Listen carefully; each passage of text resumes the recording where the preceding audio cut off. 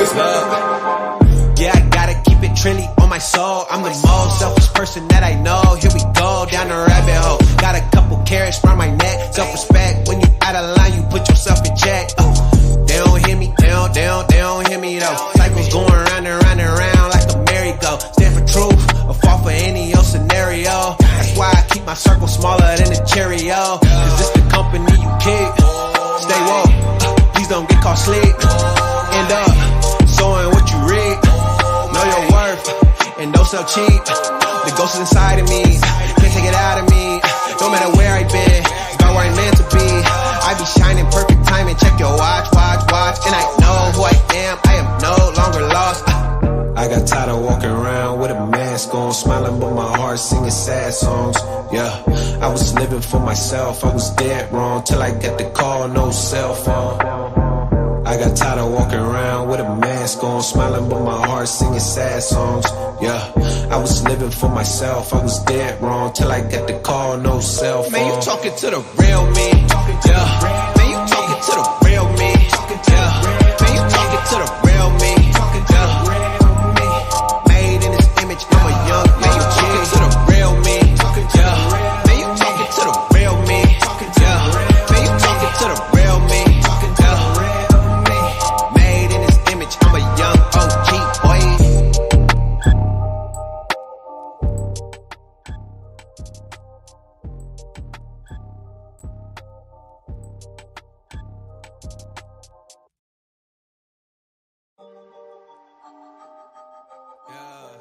What's up, everybody? This is Canal Black Man Travels. We're going to have an interesting conversation tonight.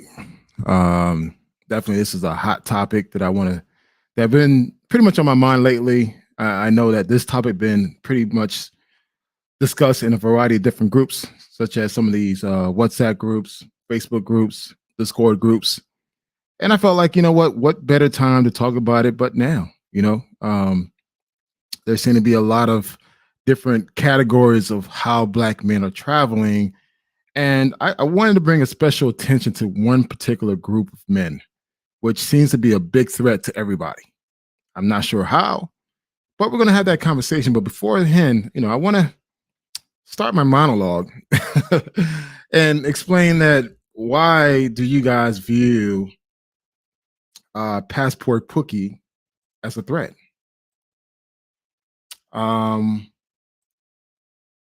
One of the things that you guys need to realize that, let me not show my face real quick. I want to show you the cover.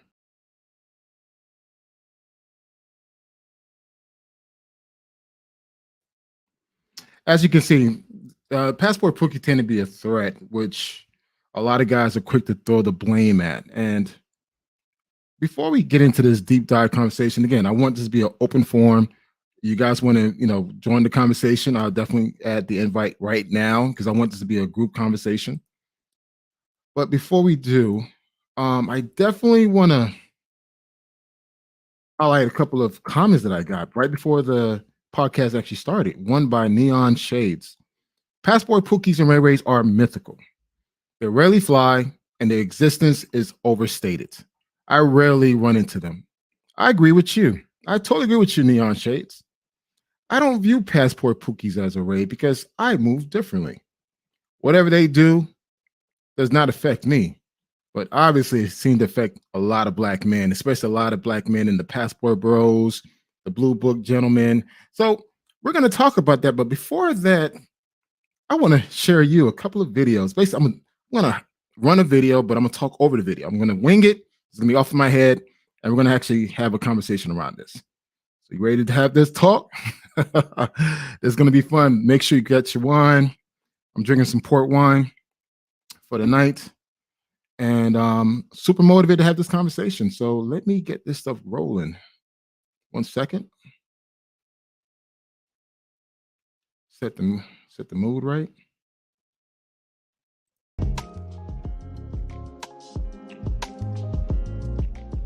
All right, got the music going.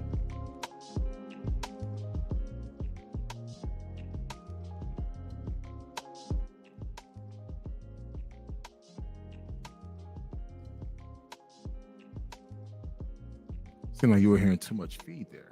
So just the speed. All right. I'm still learning more about this mic thing. All right, so I'm going to go ahead and start. Now, as Black men, we seem to, as a Black man, we already have it hard here in this society. We always got to work harder and smarter than the next group. And we do apply ourselves. So we make sure that we study hard. We pick up the right majors, the right professions, either be blue collar or white collar, and we put in the work. So we actually take the time to really improve ourselves. So as we prove ourselves in the corporate ladder or in the business world, we pick up new skills. Our incomes tend to become greater. We join the 6-figure club. Some of us are in the 7-figure club. And we earn everything that we've worked for. So now we're making moves, serious moves. And some of us are actually started unique programs and investments where they're actually making millions of dollars. And again, these are Black men, the Black men that everyone wants to easily discount because we're not good for nothing. We're lazy. We don't do anything. We're stupid. But yet there's a growing population of Black men who are childless, who are increasingly climbing up the corporate ladder or in the business world, and are more in the middle upper class society. So, and one thing we do as we continue to climb the ladder, we continue to put ourselves first. So we take the time to focus on our health, physical, mental, and we make sure that we try to create the best version of ourselves. Do you guys agree? So we work hard physically, mentally, spiritually, financially, so we could actually enjoy ourselves. So we take trips. Wherever we go, either be Dominican Republic, Colombia, Costa Rica, Panama, Thailand, Philippines, Brazil, any country in Africa. We just decide, I'm gonna go somewhere and treat myself. And while we're out there, we actually partake in a lot of the facilities. We actually do a lot of sightseeing, culture. We partake in some of the things that you would never see in the States. We'll try to explore it in other countries. So we take the time to really enjoy ourselves. Because again, we worked hard. We've been grinding, we've been saving, investing. We did all the right things. And now it's time for us to go out and enjoy ourselves. So we go out to these countries and partake in the culture. And we sightseeing, we take pictures, videos, and just immerse ourselves in this whole entire thing of traveling. And that's what traveling is all about, is really taking a break from the grind and really treating yourself, rewarding yourself for all the hard work you've done over the years.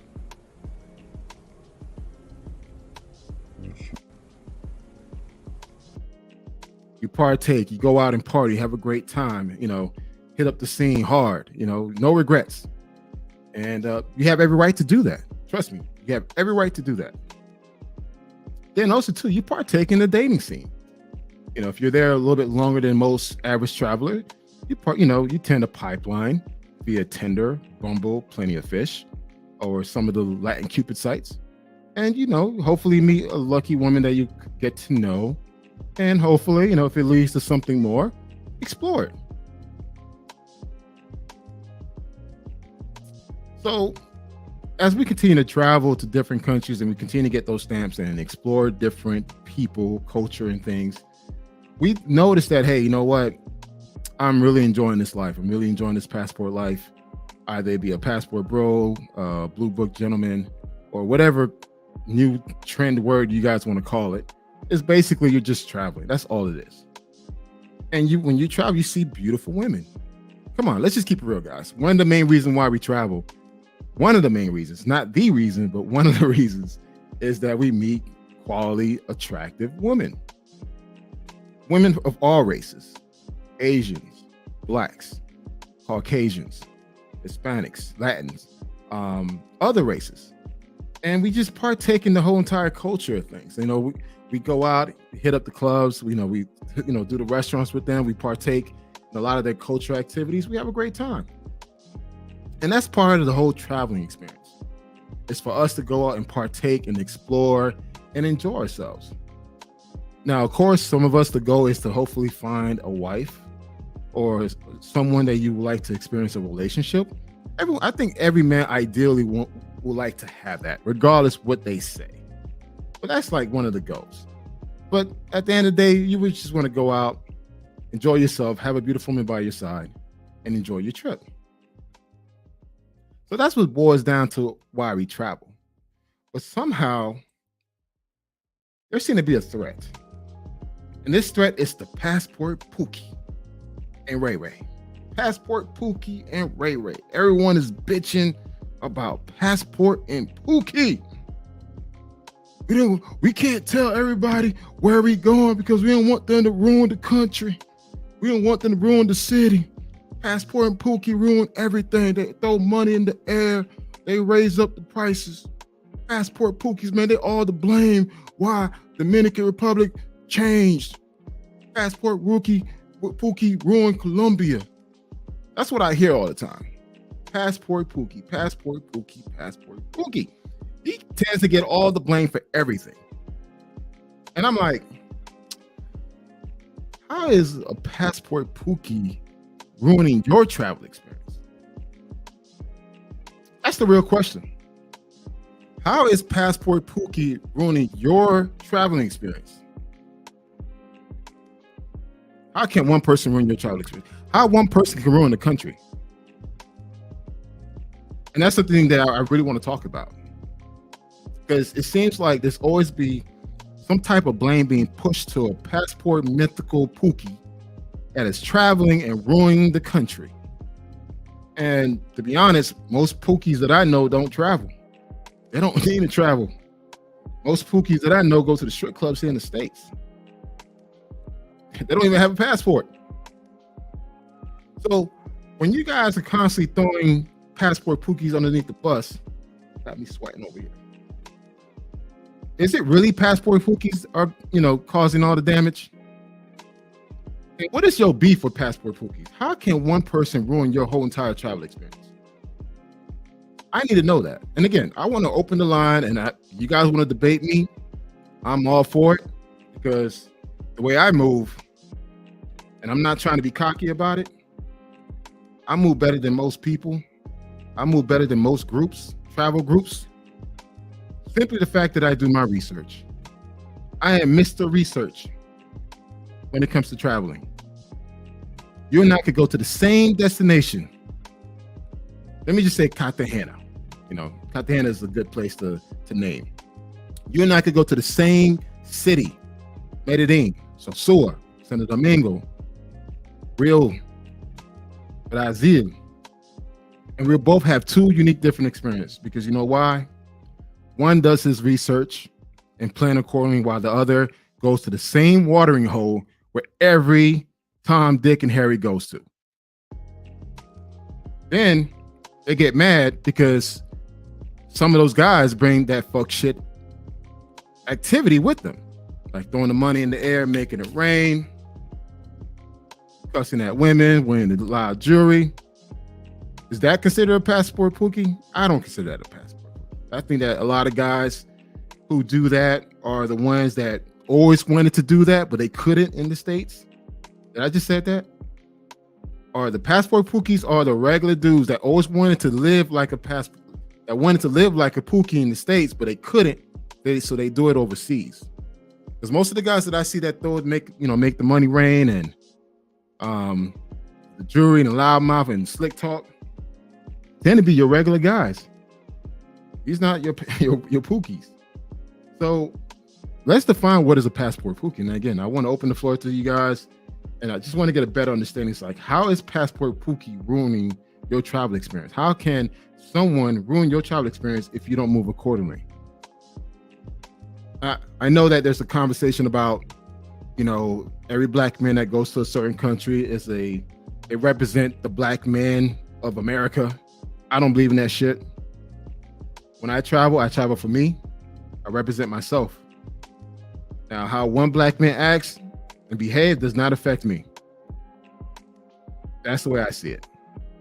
Now, some of you guys may see something differently, but it is what it is. But I seem to notice that, all these different categories, Passport Bros, Blue Club Gentlemen, you guys want to make yourself more than what you are by throwing certain people into a category called Passport Pookie. And to be honest, all y'all niggas are the same. At the end of the day, we're going to a place with a start date and an end date. You're there to have a good time, enjoy yourself, and bring your ass back home. Now, whatever you decide to do with your money and with your time, that's your business. And it does not affect me. So before you quick to throw someone underneath the bus and call them and label them a Passport Pookie, maybe you should look at yourself and move a lot better. Stop going to the same watering holes that everyone else is going to. If you've been going to a country for the past 10 years, going to the same fucking places, maybe you need to look at yourself. I'm standing up, guys. I'm standing up. I'm ready to have this conversation. You guys want to jump online? You're more than welcome to jump online, but please, I got to see your face because my last video stream, man, someone flashed me. I had to take that shit down. So let's have this talk, man. Come on, guys. I mean, you guys are always quick to have these conversations in these Discord groups, WhatsApp groups, Facebook groups. Always Passport Pookie. It's always a Passport Pookie fault. I'm better than a Passport Pookie. Yeah, you're going to the same place where Passport Pookie goes. You fucking the same women that Passport Pookie fuck. We're not talking about that, huh? Come on, guys. I've been doing this shit way too long. A lot of you guys are new to this shit. And I never for once try to position myself better than the next man. That's the type of person I am. But at the same time, don't try to label yourself more than what you are. All you are is just a black man with a passport traveling with a start date and an end date. That's all it is. Unless you're an expat, you're overseas doing something differently, you're just a black man with a passport, guys. Don't try to paint yourself more than what you are. This whole mythical Passport Pookie does not exist. Passport Pookie does not travel to Kenya. Passport Pookie does not travel to Hawaii.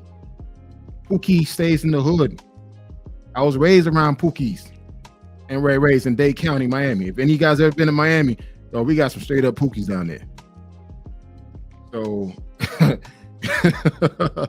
so before you guys quick to like label someone, come on, what's the threat? What's the big, what's the beef with the Pookies, man? Got my first person. What's up, Roland? How you doing, man? What's up, brother? How you doing this Friday? I'm doing well. Finally coming from Thailand, man. Time to kick my ass, man. Yeah, I saw that. I saw you had did your little what it was, a 5-city tour? Yeah, 5 city tours in 2 weeks. Yeah. I just got off a ship, so I'm doing a series on traveling on training wheels. Okay. I'm gonna start putting that out, just to get people exposed to possibly getting a couple stamps in their book real quick by jumping on a ship. It ain't always got to be fly across the world in order to see something. When I was in a relationship, me and my partner and my kids, we used to do cruises every year. Exactly. And we used to do the 5 to 8 day cruises where you had like multiple stops. Man, right. Sometimes you get tired at the third day. It's like, damn, I'm tired to get off this boat. Bro, I blew out my knee on the first excursion. I wound up, thank God it was 6 of us. So my girlfriend and her girlfriend, which was her birthday, I went ahead and let her take my place on an ATV, cenote swim, and a dinner on a Mayan ruin somewhere. So So, Roland, let's get into the topic, man. What's your thoughts on this whole Passport Pookie, the mythical creature that exists amongst us? And I mean, that's my take on it, but you may have something different. To me, I don't think a Passport Pookie should be able to interfere with anything that you got planned when it comes to your trip, because we pre-plan everything that we do. And a lot of us that have traveled for a considerable amount of time, we don't normally travel where the most popular destinations are. We go out of the way places. We don't go always to the same place over and over again unless you're just mongering. Those are mongering spots, and then there's traveling spots. So the Pookies might be around the mongering spots, and that's fine. If you're not about that life and you have other options, especially if you've been traveling for a while, most likely you have great relationships with people already in country. You know, you shouldn't have to worry about going to the same spot that you went to like 5 years prior, because you should already have relationships going on. Say it again. Well, let me ask you this. Do you think the Passport Pookie will affect your experience in how you travel? Hell no. Not me. Does I Passport don't travel Pookie in the gives same frames. I don't go to the same clubs. You know, I don't do any of the stuff that I would believe a Pookie would do. Yeah. You know, my mindset is different. I'm older. We're both older.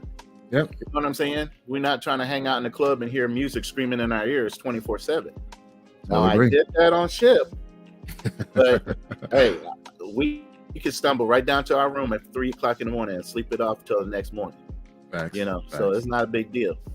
But normally, yeah, I'm not running around trying to get myself so inebriated. I did that when I was in the Marine Corps. You know, I did that when I was in the military and I was young and dumb, but we always had a buddy system.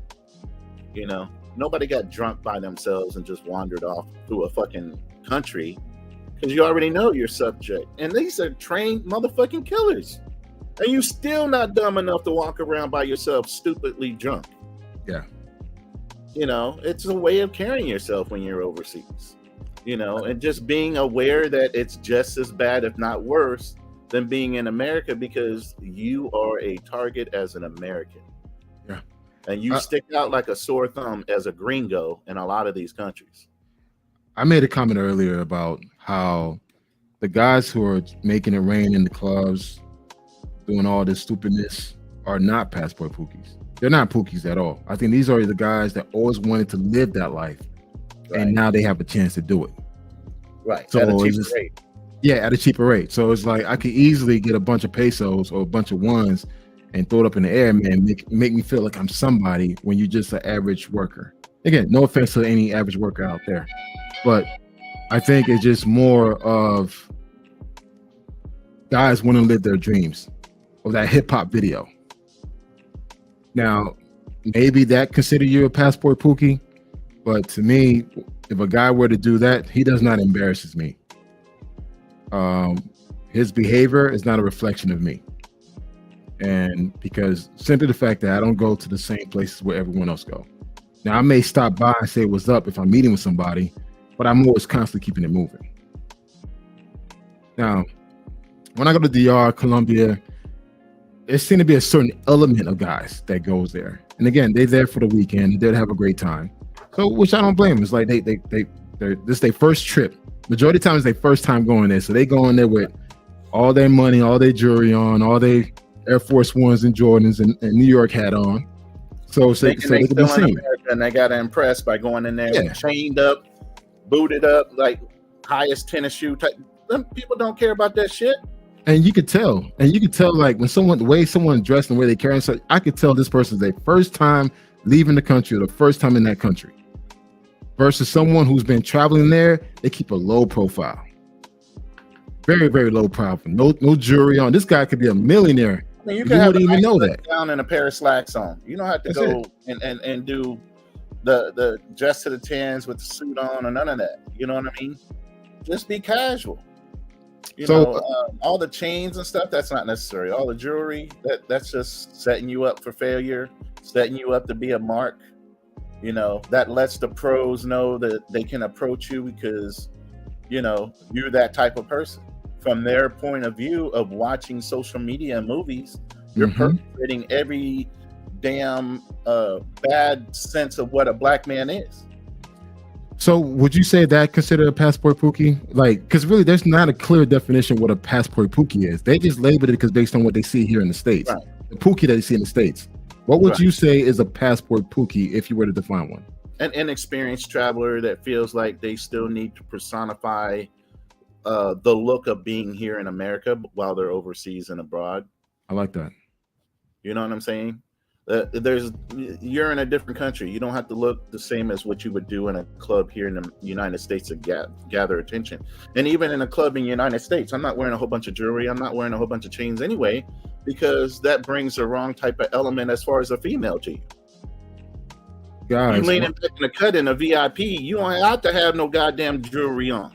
You're in a fucking VIP. You're already making a statement. You can be well dressed Hey, in the Roland, VIP area with no Roland. chains on. You're gonna get that attention.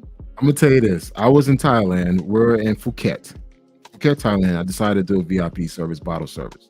Right. I'm wearing a V-neck, white tee, shorts, and some Chuck Taylors. Man, I walk in, people looking at me like I'm a ball player. It's like they see my frame. It's like, okay, he's probably a football player. And I'm in the VIP and I got a section.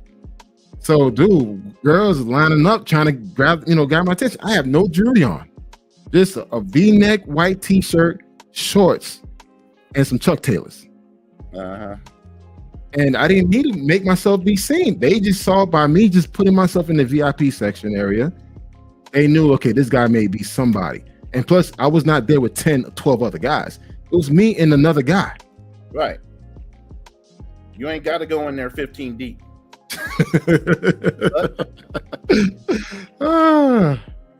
You know what, man?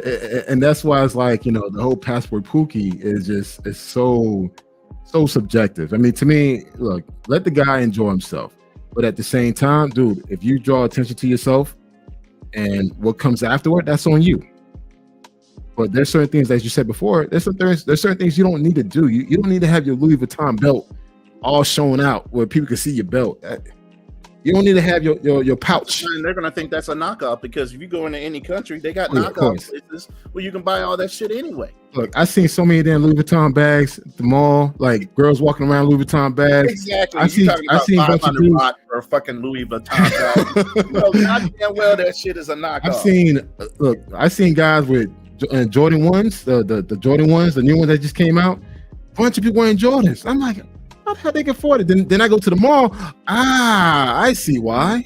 Exactly. And I mean, hey guys, I have to admit, I did buy me some fake Yeezys, so it is what it is. They look good. They look like the originals. Hey, they look real shit too, man. So I'm not ashamed, man. I'm like, now that you wear them Yeezys, you might have some pro out there looking at your Yeezy like, yo, man, those aren't the real Yeezys. This is wrong. This is wrong. But 95% of the people ain't like that. They don't know every structure of everything that's supposed to be done. And plus, that's more than likely, rich people have knockoff jewelry all the time. They don't wear that fucking real shit. They keep that shit locked up in a goddamn safe. They got goddamn common sense. It's us that'll sit there and spend, $30,000 on a chain and literally wear that motherfucker in the club. Facts. For what?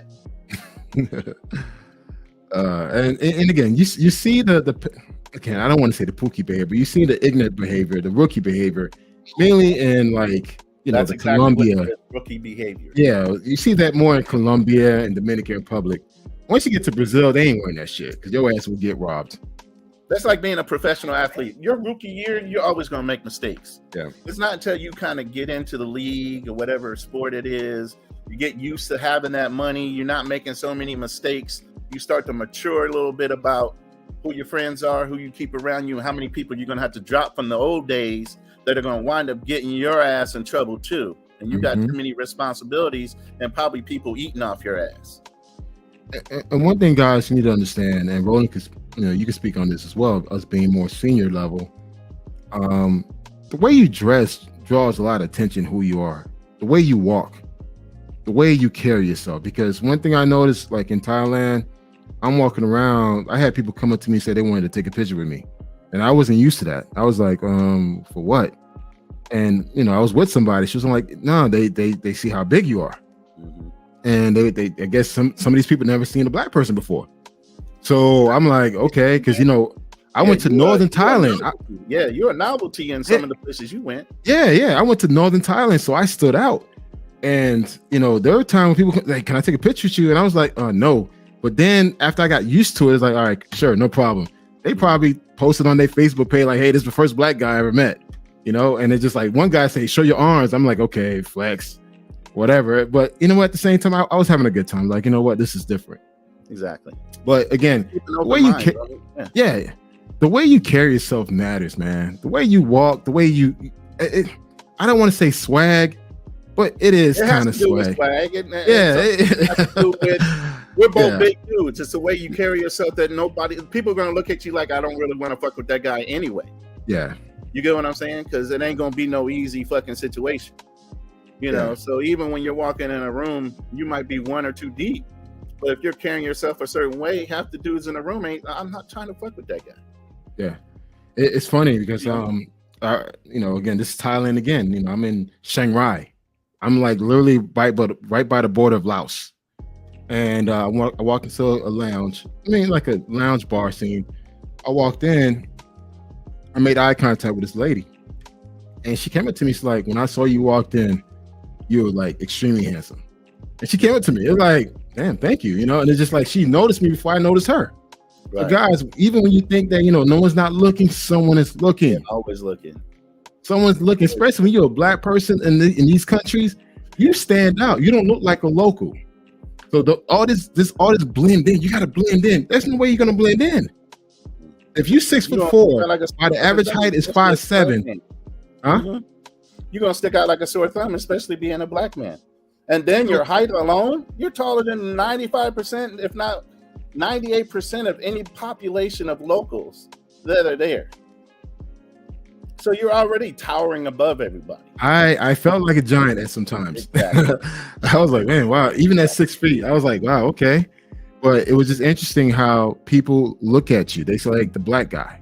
And that's the whole thing. Even in the United States, I used to have this thing where I would go out with my boys in the Marine Corps, and I'd be sitting there chilling. I always had my back to the wall because I was always the sober one.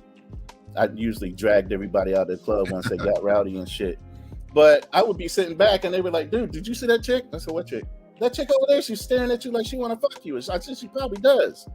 But I don't pay attention to that shit. Yeah. You get so used to it that it's like whatever the fuck it's going to be. If you want to pick somebody, you pick somebody. If you don't, you don't.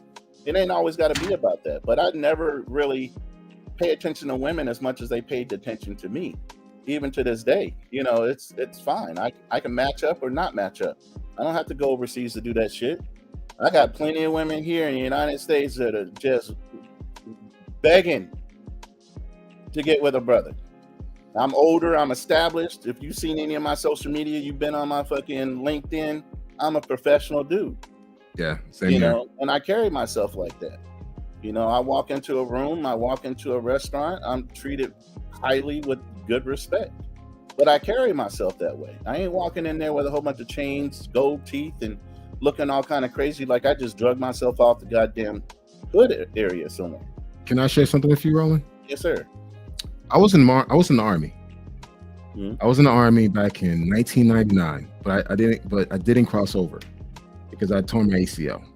Mm-hmm. And it took me 8 months to recover. They felt like, you know what, it's going to take too long. So you know what, we got to let you go. I'm going to go ahead and medically discharge. Yeah. So the principles, the behavior, the attitude of the Army, I kept with me.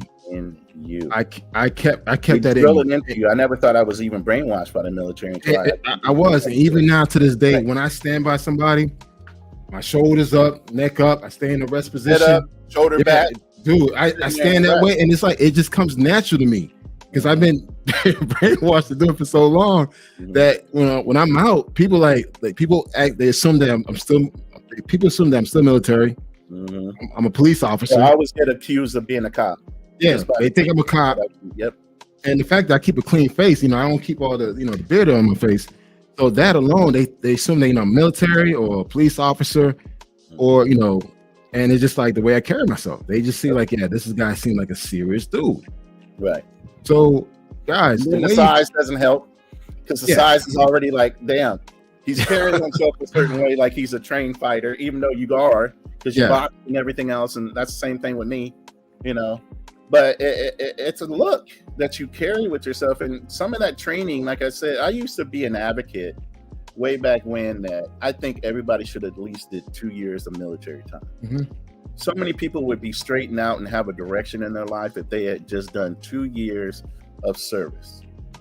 You know, it would break the boy out of you, help you become a man if you didn't have a father around or a father figure. I agree. It would definitely get you focused, hyper-focused on what you really wanted to do with your life if you had no goals. And only, I would say that if you didn't have a college entry or some kind of secondary school for like machining or something like that, I would think, you know, Put them in the military for a couple of years. I There's totally a agree. lot of countries like Singapore and places like that. It's mandatory 2 years. Israel, mandatory 2 years, but they pay for your education after that. But I think it would straighten out a lot of the issues that we have in our own culture. But unfortunately, I had to say, the military is very racist. I actually fought my senior drill sergeant. We literally got into a fight. I had a smart mouth, so yeah. I had a smart mouth. Marine Corps. I still have that smart mouth, man. You come at me sideways, well, I'm gonna come at you harder, man. That's the type of person I am. And as I picked up rank, I used to start parties or doing certain assignments. I'd pick the senior black person and have all the white boys working for him, and I'd sit back and watch and laugh. I'd set them up that way, and they'd be looking like, "What the fuck?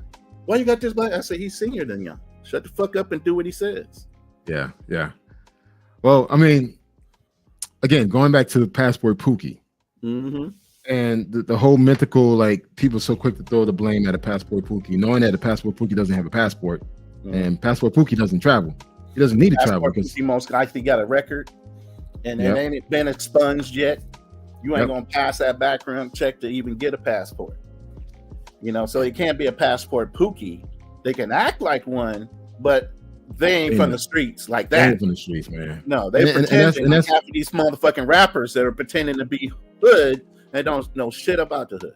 And that's something, man. Like, for me, I was raised in the projects in Miami-Dade County. So when dudes say I'm from the streets, I look at it like, yeah, all right, whatever. You ain't got to say it. You most guys that from the street don't say it.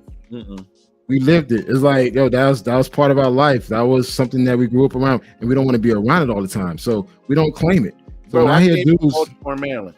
Yeah, when I hear dudes, all you have to do is say a certain area. Like you said, Dade County. I say Baltimore. Man, dude. And I grew up in the 70s.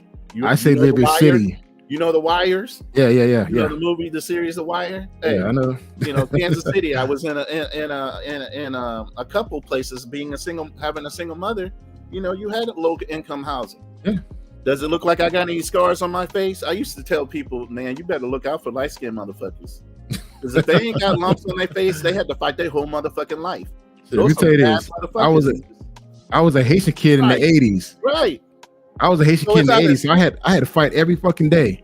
Exactly. And I learned how to perfectly knock out folks to the point where the wrestling coach saw my big ass like, yo, you need to wrestle. So I wrestled for 4 years. So when I tell guys, okay, you're gonna fight with me, you're gonna try to grapple with me, I'm like, all right, you're gonna grapple with me, you're gonna get tired, because trust me, I could put you on a lock hold, I could pick you up and slam you because I know how to use my weight against you. So that's why I tell guys, like, listen, man, I'm not trying to say they're heavier than most white people anyway. That's why the European standard is so dysfunctional when it comes to black people. Our bone density, our muscle structure, totally different than a white man's. Right now, if you were to guess my weight, how much do you think I weigh? Well, I know you've been working out, so I'm going to say about 230, maybe 240. I'm 275. Okay. And I'm at 295 right now at 16. No, but I do box jumps. I'm very agile for my size. Even like my coach was like, "Damn, the agility for me is gone." I have no bad knees, so I can still squat like crazy. Like, I could still move around, but at the same time, I'm not about that person. I mean, I'm all about having a good time, networking, meeting folks, smiling. It's funny. I'm smiling more now in my 40s than I smiled back when I was in my 20s. As you get older, you start understanding and realigning your priorities and what's really important. Quality of life versus money versus being driven. I used to ask a lot of my clients, being a financial and retirement planner, when's enough? Yeah. When are you going to stop earning and start living? When are you going to stop earning and take care of yourself physically, mentally? What's that magic motherfucking number? Because you're never going to hit it if you don't have one. That's true. And you're going to keep pushing and pushing and pushing until you die. And 2 weeks later, after you fucking died, nobody knows who the fuck you were. You've been replaced at work. Your family stops talking about you unless it's a fucking holiday. What are you really living for? I make people think about what you're really trying to do with your life. Are you trying to live it? Or are you trying to live it for somebody else's perception of who the fuck you think you are? I'm trying to live my life. I'm 55. I'm semi-retired is what I call it. You get what I'm saying? I'm going to live my life. I'm going to travel. I'm going to do the things I need to do now before I become 65, 70 years old and can't fucking move for one reason or another. And nobody's promised to wake up the next motherfucking day. A couple of weeks ago. When are you really going to take priority on the things that you need to do for you? Because as men, we prioritize everybody else but ourselves. Amen. We prioritize our kids, our significant others, our job, to our detriment of even our own fucking health, mental and physical. We don't go to the doctors. We don't like to complain because they think that's a weakness as a man to complain, you know, or feel pain. We're supposed to be fucking machines, and you're not. And that's the problem. A lot of men don't want to admit that they're not machines. They're human. But you know, and you got to take care of that body. You got to take care of that mind, or you're not going to be here. Brother just offed himself and had the best situation in his life. You know, the dancer. Yeah, Twitch. Come on now. That man had everything to live for. Why you think he put a bullet in his mouth? Because it ain't always about that. It ain't always about somebody's perception of your success. I agree. I'm off topic, but go ahead. No. This is an open forum. You know, of course, the main topic is Passport Pookie, the mythical Passport Pookie that everybody likes to blame. You know, like the one you only got Passport Bros, and that's because you didn't prioritize actually doing your fucking research before you left. Yeah, like, you know, the blue my book trip was planned. All the excursions were paid for. All the potential things as a secondary backup type of thing was already planned for. I had nothing to think about. You know, reservations to Emeralds when we got back to NOLA. You know, everything was planned. Airbnb, nothing had to be thought about. But that's called pre-planning your fucking trip. Let me tell you this. And again, thank you to the military that taught me this at 19. Before I get on this plane, everything's taken care of. Everything's planned out. I already know what restaurants I'm going to. I already know what clubs, bars, lounges I'm going to. I already have my tours already paid and lined up on each day. So I already know what I'm eating for breakfast in the morning, guys. That's how thorough I am. So that's why, like, when I tell someone, you and I could go to the same country, we're not going to get the same experience. Two different experiences. I'm sad to say. And one from flying out the seat of your fucking pants. And again, I'm not being cocky, but I am being cocky. I move better than dudes in groups that travel in groups. Some of these guys reach out to me for intel. It is what it is, man, because I'm thorough, man. I'm thorough. I do my research. I plan accordingly. And that's why I could go to Thailand. Never been to Thailand in my life and have an amazing trip of my life in 2 weeks, 5 cities. Rolling 5 cities in 2 weeks. I'm constantly on the plane. I watched you do it. You put up enough that we watched you do it, brother. You put up your receipts as you were doing it. Man, look, you thought I was worrying about a Pookie? Man, look, Pookie's on the dance floor while I'm in the VIP with 10 girls in there, man. I'm not worrying about Pookie. Different lifestyle is a whole different mindset, and when you have that different mindset, can't nobody fuck with your shit. Nah, and that's why it's comical.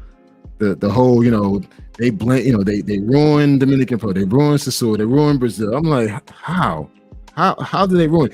Because you know why, Roland? Everyone goes to the same watering hole. Exactly.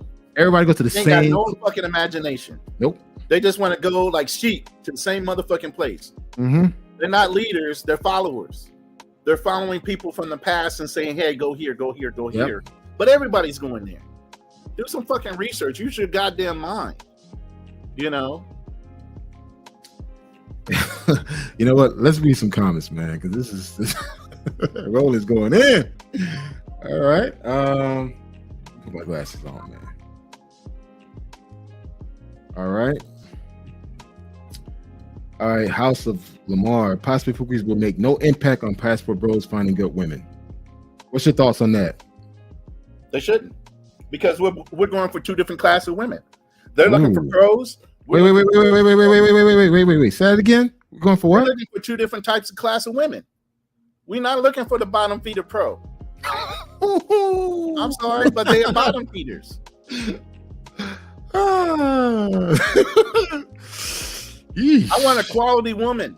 I get quality women here in the United States. I'm not going overseas to get no Stop motherfucking it. girl. I'm going overseas to get a fucking quality woman. Stop it. One that ain't been run through by 500 motherfuckers before I got there. Because y'all going to the same motherfucking club, fucking with the same chicks. That's why y'all online talking about, oh, I hooked up with that chick about 3-4 years ago. She got a lot of thicker than last time. God damn. I heard your comment from the one time. Oh, man. She had fucking like 5 years prior to that.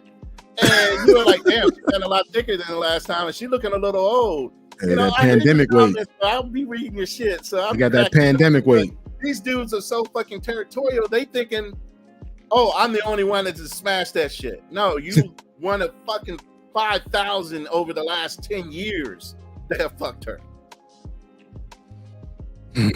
I set myself apart when it comes to meeting women and giving women experiences. I don't fall in line with everybody else. I'm not no follower. Never been one, not even in the military. I've always been a fucking leader. So I'm not doing the same shit as everybody else. I'm not gonna do the same shit as everybody else. A chick get with me, she don't understand what to anticipate because I don't do normal shit. You want to meet a woman? Treat her other than me. Treat her like she got something going on for herself. But again, those are the type of women I meet anyway. They do got something going on for themselves. I don't have to treat them like a piece of meat. They appreciate a good fucking man that knows how to treat a woman, whether they're here in the United States or overseas. It's your mindset. Hey, let it all out, Roland. Let it all out. I want, you know, look, I want the fucking smoke. I want the smoke. I want these dudes. Nobody gonna come in here and smoke, man. They ain't. No. I want it, man. I want it because I got time today, man. I got time today, tomorrow. No you though. There ain't no Pookies gonna come up in here because no. But you know, you're a different suspect level dudes. type of dude. You're a different level type of dude. The Pookies probably over in the BMT's fucking channel or whatever. Yeah, I'm dropping names, motherfucker. I'm dropping names, okay? Yeah, you got some rude motherfuckers over, and I jumped out of his group. I done told you. I jumped out of that group once I realized what the hell was going on in there. I was like, nah, man, I'm good. That ain't the type of person I am. Oof. You know, ain't the kind of conversations I want to carry on. Yeah, Ooh wee. Roland's going in, bro. Like I said, I've been traveling. Hey, I give y'all credit. Y'all OGs, what you would consider OGs, ain't got shit on me. I was in Hong Kong before Hong Kong was given back to fucking China. Oh. That's how long I've been traveling. I've been traveling since I was 3 years old. My mom always took us on flights because it's easy on the East Coast to take a flight somewhere. She always had us trying different foods so we would get used to different cultures. I was brought up in this. You know what I'm saying? It was easy for me to be in the Marine Corps for 8 years because I didn't have a problem picking up and moving wherever the fuck they sent me. I didn't have a problem with being on a ship for a year and going to different countries and experiencing those cultures. It's like I was bred for that shit. You know, and it takes a certain type of person that want to travel anyway. Not that these motherfuckers are like the sky is falling. Oh no, don't get on a boat, don't get on a plane. It's safer to be here than anywhere else. Shut the fuck up. That is so true. We have a comment. Really, most of these passport bros act like Pookies when they go overseas, mainly because they fail being Pookie in the States. Most of these guys' first spots are Pookie locations. Those are inexperienced travelers. Yeah. First time travelers, and they're being influenced by those other mongers that are in those other group forums pushing what they should be doing, not having them think for themselves. I agree. We tell you in these groups, do your research. You know what? I get a lot of DMs from brothers, and again, I take the time to respond to them.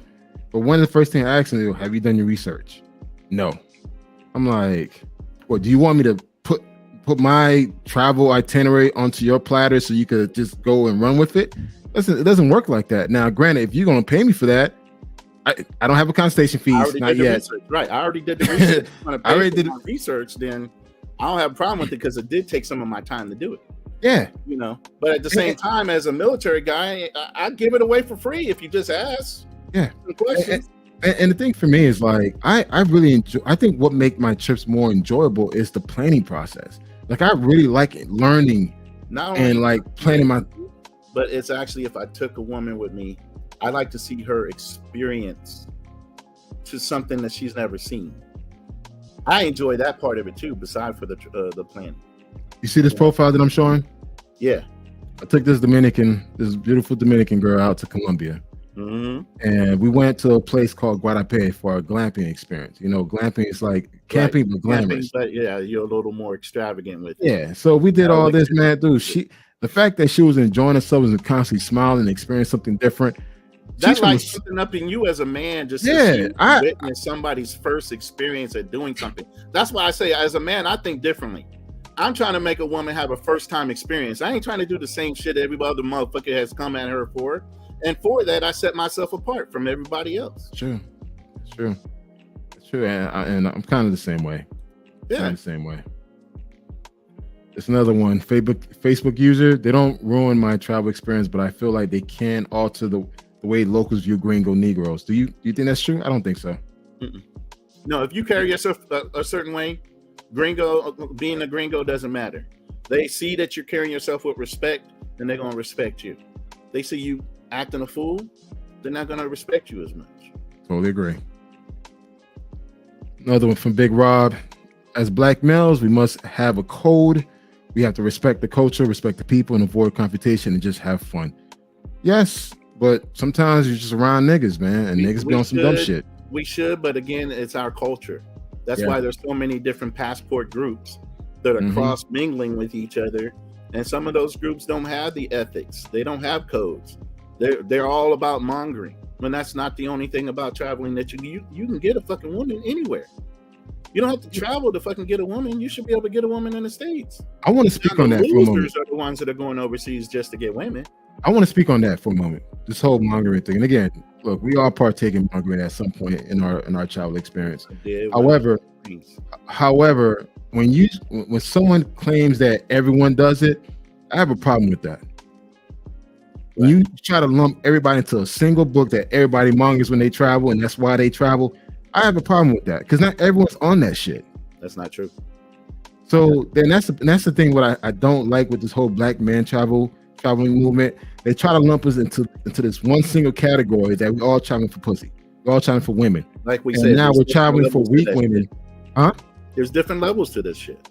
I just hate that. I really, really hate that, man. And it's just like, maybe because and put him with a 10th level guy. Sorry. No. Maybe because it's your reason why you travel doesn't mean that's going to be the same reason for me. Now, granted, I may partake here and there if I choose to, but that's not my primary reason why I travel. But here's the deal: you're 42, I'm 55. I'm going to 45. Okay, well, 45 then. Yeah. We both have had so much pussy in our lives. That's not the first thing that drives you. Nope. It's quality, not quantity anymore. Now you're looking for that quality chick. You're not in a rush just to bang one chick that's just sitting there. You're looking for that quality one. My last trip to Colombia, I was there for 5 days, and I was there for a wedding. Dude, I didn't bang nothing for 4 days because I was just like I was impressed. Until my last day, met somebody, we hung out for the day, then we smashed. Right. But it wasn't a priority for me. Like, we'll go to the clock tower. I was like, man, I'm ready to go home. I want to go to sleep. It's not a priority than when you're trying to look for it. You're right. Because it falls in your lap and you weren't even expecting it. Big Rob has to make something happen, and that's when you got to play the fucking game. Yeah, you're fucking lying. You're saying whatever the fuck just to get her in the bed. Big Rob has another comment. I don't go to the same cities and countries as Pookies do. Exactly. I just got back from Sydney, Australia. Then I see one Pookie. I'm actually going to Australia next year. I'll be out there. I'm looking forward to that.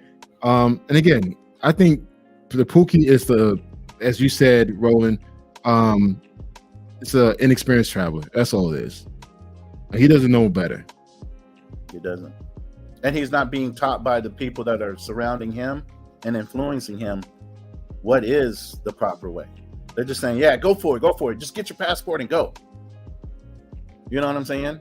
Not, here's what you need to carry yourself as. Here's how you're going to get a quality woman, not some fucking, like I said, low rent chick that you're paying to fucking bang that 50,000 other people are paying to bang. And so many years.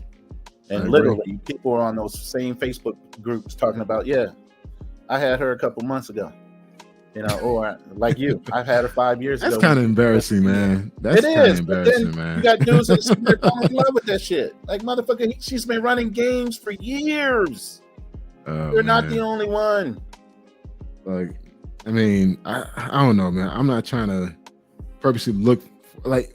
I had guys reach out to me like, "Hey, can you give me her phone number? I like to call her." I'm like, "Are you serious?" First of all, why would you want to follow up? First of all, why would you want to follow up behind me? Why would you be able to be strong enough as an individual to get your own shit? My response to your question would be because, well, everyone's after you and before you anyway. That's their comment. So how would you respond to that? So you're basically going to another country to fuck something that everybody else has fucked, regardless if you first, second, 50th, whatever. Would you do that here in the United States? No. Thank you. So all of a sudden, when you go overseas, you lose all overseas though. That's you lose all kind of fucking decorum and said, "Fuck it." 50 other dudes that ran through that shit. Hey, you know what? In the last fucking hour, I want some of it too. I find this shit so comical. Like, these dudes have all these upright standards here in the States. Oh, I won't fuck with a baby mama. I won't do this. I won't do that. But then again, you go to a third world country and fuck with a girl that has kids and has been fucking around other dudes. So all your so-called standards that you had here in the States are thrown out the window once you go to these countries because you know what? You just want to bust a nut. Receipts and you fuck somebody overseas. And that's just worth fucking in the first place because you had quality ass here already. Yo, that shit's so comical to me. I'm like, you a fucking hypocrite, man. How the hell you gonna sit here and bash women here in the States or being a single mother or doing all this shit, but yet you go to these countries and fuck the worst of the worst? Like you literally downgraded yourself. She made me feel good. Yeah, she gonna make you feel good. She's trying to drain your motherfucking pockets. Fuck, you're an American. Hey, you don't man. even speak their language well. What you think they're there for? By us speaking like this, Roland, we are considered haters. We are haters, man. You're a hater. I'm trying to enlighten you, motherfuckers. Sorry. They ain't ready for that. It's not hating. It's called instilling some education. They ain't ready for that. You ain't the only ones. You ain't gonna be the only ones. Here's the thing, man. You got a lot of people blowing smoke up these guys' ass, selling you a dream, selling you a fantasy, not telling you what really goes down on these countries, man. Like, granted, you could go out and have a great time, an amazing experience. Any country. Don't be fooled, man. Don't be stupid and gullible to think that you're not being sold on certain lifestyle. You know, granted, if you take the time to really go learn the culture and the food and everything else, that's a whole different experience. But if you're trying to go there looking for a type of woman, dude, you're gonna meet a lot of bullshit before you meet that good chick. Bro, first, you don't know the language. Second, you're a black man. They know you're an American. You're already a fucking mark. They think you are wealthy because you can afford to fucking travel there. They're not fucking dumb. Yeah. But you're walking around like la la la, like you're in fantasy land. What the fuck?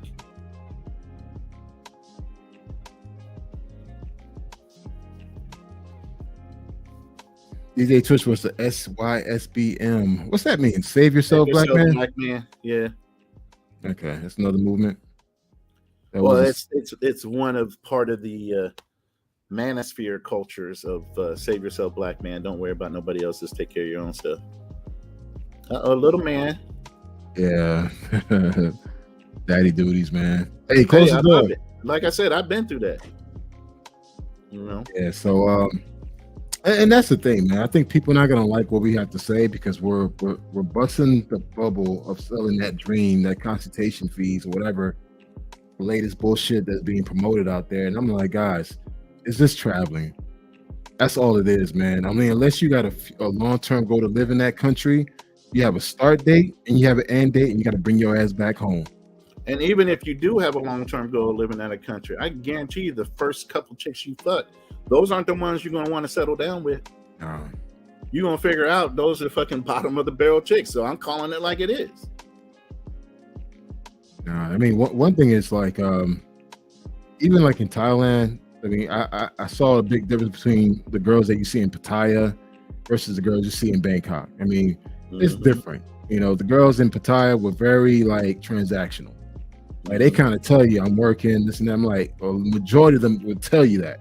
I'm a freelancer. I'm working out of a bar. Yeah, under the two. Versus the Bangkok, you met genuine people. Chiang Mai, I met genuine people. They just like, hey, yeah, you know, get out in those provinces. Yeah, you're gonna meet a lot of women that are just coming from whatever little town they are to that area. You know, I mean, I met this one Chinese chick, man, like in Chiang Rai. We just started talking, and then she wanted to practice her English with me. So I was like, okay, we're drinking, but yeah, she's practicing her English. And I got we exchanged number, Instagram, and everything else. And it's like, she was cute. I was like, all right, she's cute. That's one of the best ways to meet women in any country. Sign up for a language class. Yeah. Go to a language class. They're going to want to practice their English while they're trying to teach you Spanish. And you're going to wind up meeting maybe 10 or 15 people right there in that one class. I agree. And you go from there. You ain't got to go fucking see a pro. These chicks will hook you up. If they ain't trying to hook up with you. Guys, if you're willing to get to know you. If you want to explore your traveling choices, go beyond where most black guys go to, like the major cities, you can meet quality people. Now, I understand sometimes because as black men, we're afraid to venture out on our own, but that's the point of traveling. That's the whole point of you exploring. If you want to go to the same place where all the brothers go, like when I went to Pattaya, right? It was cool. It was a cool city. You know, everybody, like all the black guys in Pattaya. Well, after 2 days, I was ready to get the fuck out of there. I was like, I'm done. I'd rather go back to Phuket. I'd rather go back to Bangkok. Because there I got the genuine Thai experience. Pattaya is more like, okay, you're a tourist. It's a beach everything's town. transactional. For tourism, yeah. Yeah. So, guys, you can have that experience. You don't have to worry about running into another so-called Passport Pookie. You can have a great time if you open yourself to trying the different places. It's just like Brazil, Colombia, DR, Costa Rica. Just go to different places where most guys don't go. And most likely in those countries, same as fucking Thailand. Go out to those provincial provinces if you want to meet a good girl. You meet that girl, maybe go to Pattaya and live there. She ain't gonna fuck up from just being in Pattaya. She's still close enough to her family. But at least you met her in somewhere where it's not known that they're going to be either a freelancer or a fucking worker out of a club. Yeah. And again, guys, I'm not concerned about Passport Pookie, this person ruining my trip, because the way we move as veterans. Ecuador is on my list, QB. Oh yeah, I was in Ecuador in March, man. I was in Ecuador in March. The way we move, it's not going to affect me. Mm-mm. It's just like, okay, you out there acting stupid. All right, you go left, I go right. So when someone tells me Passport Pookies ruined the country or they're going to ruin the country, that tells me a lot about you. You on that tier with them. You not on the tier above them. You on that same fucking run if you're worried about them. I'm not concerned. I don't travel that way. I don't bump into those dudes. We don't have the same fucking interest. We don't. And that's why I'm not concerned how next man move. It's like, bro, you do you, I'm gonna do me, but more than likely I'm gonna have a great time doing me. And that's the mindset that I have, because I put the time and preparation that goes into my travels. Exactly. You know, and my beef with Passport Pookie, there is none. If anything, bro, go have your fun and do you. Enjoy yourself. And it's by name only, because we already defined a Passport Pookie as somebody just taking values of being here in the United States as an inexperienced traveler and running down to another country, acting like they're still here, trying to ball it out. Yeah, that's all it is, man. So we actually defined what a Passport Pookie today, because I don't think anyone ever defined a Passport Pookie. No. So again, Roland, can you tell us what's the definition of a Passport Pookie? I would define a Passport Pookie as an inexperienced traveler, first time having a passport. He has money, so he ain't coming from the streets necessarily, but he's used to wearing chains in the club to try to perpetrate, to get women here in the United States. And he takes that same mentality and goes to a whole nother fucking country where the advantage is his, thinking he's still got to do the same fucking shit that he was doing here in the United States to get a woman, when he doesn't have to do any of that. There you go, guys. You don't need to be extra overseas, man. Just be yourself and don't draw a lot of attention. Women stay away from the dudes that are extra. Yeah, stay away from them, man. They don't even want to be involved with that kind of shit. They rather you be low key back in the cut. Like I said, you sitting up in VIP with a button down and a fucking pair of slacks. They looking at you different. You don't got to be in there with the t-shirt and the fucking Air Force Ones and 50 fucking thousand chains around your neck, all kind of rings on your finger, trying to show out for what? I saw. I ain't gonna lie. Hey, when I was in Pattaya, I don't know what this style is, but I think people wearing these Versace shirts. That shit look tacky as fuck, man. I'm like wearing these silk ass Versace shirts in the club. I'm like, I guess they want to show status. Like, I guess. When status doesn't even matter over there. Nope. Now, no, keep in mind. It's all knockoff shit. Yeah. So wearing brand name shit don't mean nothing to them. Yeah. Half of these chicks are happy with a $10 fucking dress that costs 150 fucking baht. And they cool with that. They not looking for designer anything. That's our mentality of Americanized thought process, trying to portray and push that shit on foreign women. Right. And our ideas of what foreign women want, when they don't even want that. They're looking for fucking stability. You're fucking stability to them. You making American money. You're more stable than any man they can meet in their own fucking country unless they're coming from wealth. And even wealthy chicks don't mind dealing with foreign men, but you ain't gonna go over there looking like a passport pookie and pull somebody's got fucking money. And believe me, they ain't all broke. There's Bentleys, Lamborghinis, and everything else over there. When I was in Bangkok, I saw Lamborghinis, Range Rovers. I seen a Rolls Royce. You think you're going to get a high price? You're going to get a high dollar chick like that running around acting like a pookie? You got to carry yourself a different way. The places I was going in Bangkok, I literally had to like change my gear. I had to wear some loafers, some slim cut jeans, a fitted shirt, and these were like your upper scale, upper tier Thailand folks with money. Right. And like, cause I was doing the sky bars, and those sky bars, you can see the view of the entire city. Try to walk in there with a pair of shorts and a t-shirt with a fucking. They won't let you in. They won't even let you in the fucking door. They look at you up and down like, you don't belong here. Yeah, and some of these places I had to make reservations for. And when I went there, I had to come correct. And it was just like, guys, don't think that especially in Thailand, everywhere it's like Pattaya. It's not. Or Phuket. Once you're in Bangkok, it's different. But think about this. The women that are there automatically know you're being screened as a man to even qualify to walk through the fucking door. Mm-hmm. So if you're already in the door, you already got a quality woman looking at you sideways because she already knows you qualified to walk through the door. So you must have something going on about yourself. Yep. Y'all got to think outside the box. You sliding into some easy trim ain't fucking saying shit. Not much for you. You can get easy trim here. Why do you go overseas? Instead of spending $2,000 on a fucking plane ticket, go spend $500 on a hooker and get whatever the fuck you want and keep it pushing. Wow. The fuck? It's okay. There's no shame in your game for doing that shit. You ain't got to fly overseas to do that shit. If you're going overseas just to fucking monger, you can do that here. And some places for cheap. I think you can get a blowjob for $50.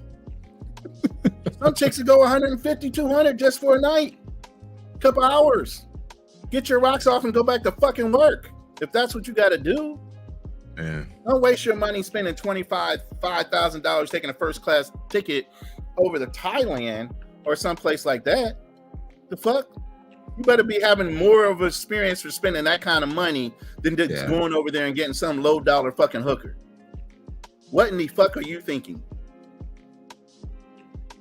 Guys, you need to rearrange your priorities, the thought process, and how you value your money. We're having a real conversation here. We're not here to sell you this wonderful dream that a lot of people are selling you. It's like, listen, man, use your passport accordingly, man. Use it where what it was meant to be used. Go out there and explore and experience these countries, man. There's growth in your mind and your thought process. Once you get out of the matrix, the box starts to crack open of potential of things you can do. You start seeing the world a whole nother place and a whole nother thing as you get out and travel more and more, your knowledge base becomes more and more. It's not based off a book, it's based off of experience. Everybody knows experience is way better than just reading it out of a fucking book.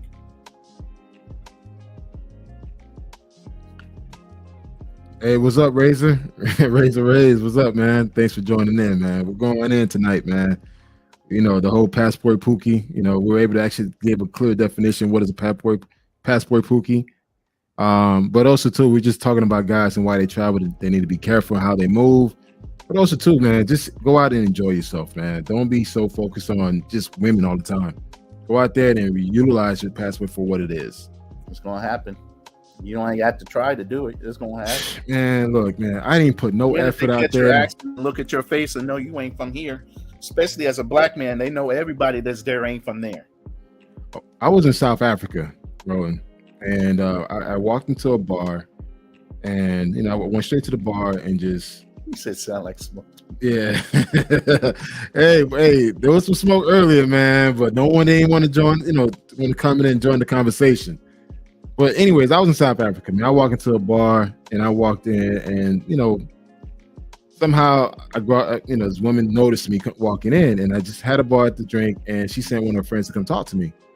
So she invited me to a table. So I went to a table and she was telling me like, where you from?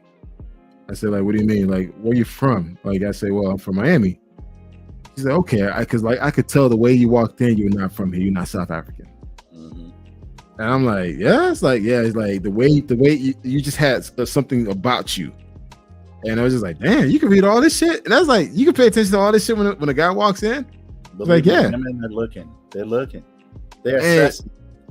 And guys, I end up smashing. It's just, I didn't put the effort in, man. It's just, I went out to enjoy myself. I went to grab a drink. I went to go out and grab a drink and enjoy myself. And I was by myself. And I just ended up hooking up. They invited me to their table, had drinks with them. I bought everybody drinks, and the night went on, and we ended up, you know. But I think it comes down to those of us that are used to doing that, regardless if you're overseas or here in the United States. You don't need to try. You already know it's coming. Yeah. You either take it at whatever pace it comes, or you try to speed it up. Mm-hmm. As we get older, we're not in a rush. Yeah. As you're younger, yeah, you trying to dot everything that fucking moves. As you get older, you start to understand, hey man, it's not about the numbers, it's about the quality. Establishing relationships, being able to have to come back and not have to go through the same shit because you've got somebody on your roster. And they all know about each other. I don't even lie about the fucking chicks that are on my roster here in the United States. Why would I lie about something overseas about it? Yeah. It's just quite interesting, man. And you know, when guys are quick to throw the blame at a Passport Pookie, ruin a certain country and all that, I'm like, experience. Again, how can this person ruin a country? And also, too, how can that person ruin your experience? If you've done your homework, done everything right, you should have a great time without Passport Pookie. They don't know your fucking plans. How the fuck they gonna ruin your shit? You know, they don't know what you have planned. And it boils down to everyone doing the same shit, going, you know, eating, you know, drinking from the same watering hole, going to the same spots that everyone else is going to. So hence why you felt limited versus you doing your research and understanding, okay, there's other options you could go to. You don't need to go to the hip hop club where everybody get drugged at. You don't need to go to the same spot where everybody get drugged at. You could go, there's other spots you could go to in these countries or cities that you're at where you could go out and enjoy yourself. Granted, you may be the only black person there, but are you okay with that? Are you okay being the only black person? I'm okay with that. I have no issue being the only black person in there. But know the language. Don't go out there acting all ignorant and you don't know the fucking language. He's making an effort. Yeah. They appreciate you trying. You know, instead of having that American personality, like, you don't understand English? No, motherfucker, you're in a whole nother country. You don't understand any of the shit you're seeing right now unless they know English as a second language. It's like some of the people when they get here, immigrants, the white Americans be like, you need to learn English. That's not their fucking first language. They're going to take some time to learn that shit. But believe me, they're going to have a grasp on it before you can learn their fucking shit. It's just, I don't know, man. I just feel like guys traveling is not difficult. Just be smart in how you move, put time into your plans, and just put some effort into it, man. Oh, I don't think any man can affect your travel unless you let it. Exactly. That's where I see it. So this whole mystical Passport Pookie ruining your experiences and all that's just bullshit, man. They can't. We not on the same level and we not looking for the same shit. They can't fuck with my plans. Nope. Matter of fact, I probably won't even bump into anybody like that unless I'm walking down the street and just happen to see one. Yeah, that's about his first time being here. I'm gonna stay as far away from that dude as possible. When I was in Thailand, the only time I ran into black folks was when I went into Pattaya.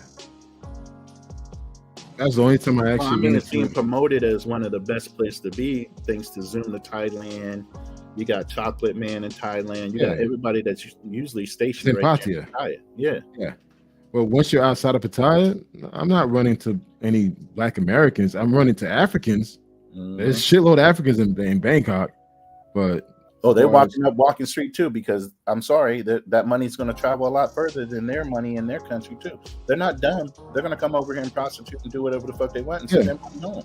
I've seen it. I've seen it happen. So, oh man, wow, it's been an hour and 16 minutes. Wonder if anyone else is going to join in. No Passport Pookie showed up though. No. Been quiet. We got some real talk about what to fucking think about, but at the same time, you know, nobody should be able to affect your plans but you. Nobody can fuck up your travels but you. You know, as long as you put in the work, you're gonna see the rewards of doing your research. Your expectations will be met and maybe exceeded because you're anticipating one thing, and with the experience, it becomes a whole nother thing. I agree. We've been going on for an hour. You know, I started with the monologue, and Roland jumped in. Thank you, as always, Roland, for jumping on. But I was expecting some smoke, especially the ones that are quick to throw guys underneath the bus saying Passport Pookie this, Passport Pookie that. And really, like I said, Passport Bro, look, this is my take. Passport Bro, Blue Book Gentleman, Passport Pookie, whatever you guys want to call it, green pill, red pill, all this shit. Look, man, traveling is the start and the end date. That's all it is, guys. It's not more than what people try to sell it to be. Unless you live in that country, it's different. But your ass need to come back home and work. You need to come back home and deal with your health. You need to come back home and make money. So traveling is an expense. It's not a revenue generator unless you got a business that requires you to travel. That's different. Or you're a digital nomad. Or a digital nomad like myself. So, I mean, guys, stop throwing the blame at a Passport Pookie. He does not exist, you know.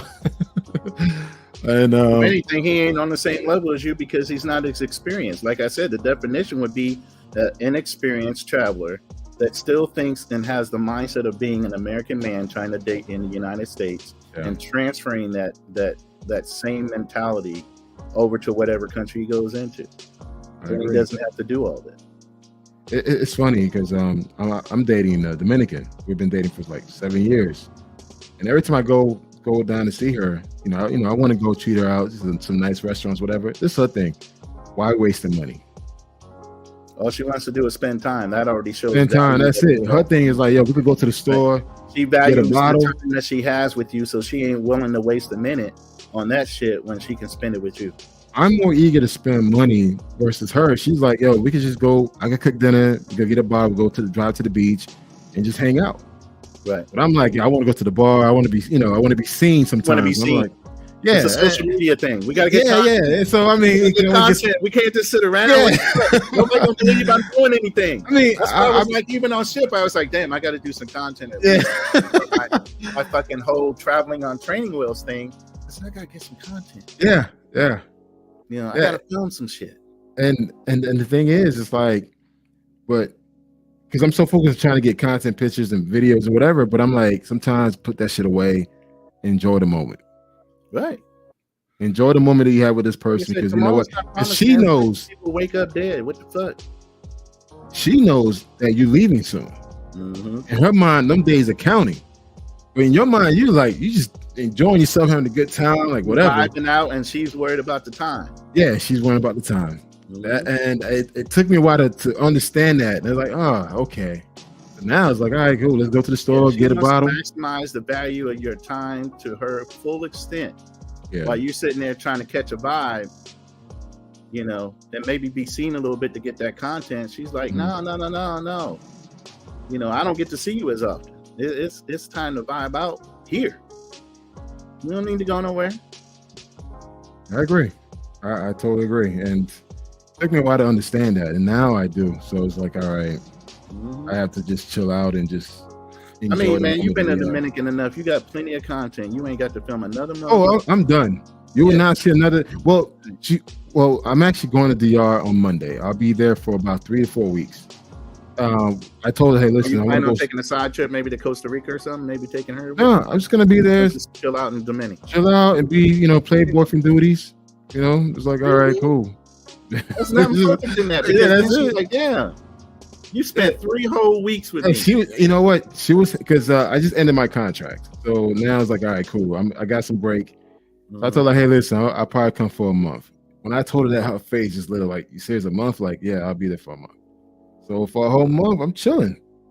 And I told her, like, listen, if anything. Here's the thing. That response was perfect. She wasn't worried about, oh shit, a whole month? I gotta tell all these other side niggas they gotta go. It was nothing like that. She was excited. That means you got a good one. Other ones would be like stuttering and shit. Like, when do you say you're gonna be down here? Shit. The local dude or whatever other fucking dudes they're tired of. Man. You know what? That shit come out the window. The minute they stutter 1 second, you already know. Bro, that's a whole different topic. I'm actually going to be on No Excuse Live to talk about my experience dating the foreigner. Right. Man, I learned this from my uncle. He taught me this at a young age, that, you know, you can't worry about yourself or what a person does behind your back. You just can't. And it's just like, you can't control that. And if you do, you're going to kill yourself. That's one of the first things you learn when you're a deployed fucking military guy. You're not going to get your job done if you're worried about 365 days a year of what your significant other might be doing back home. Mm-hmm. If you're fucking here when I get home, that means whoever you might have been fucking with, they weren't good enough to fucking break your attention from me. As long as I don't fucking know about it, don't ask me what I did while we were separated, and we'd be okay. So it's don't ask, don't tell. Because if your ass is here when I get back, they couldn't break whatever we had.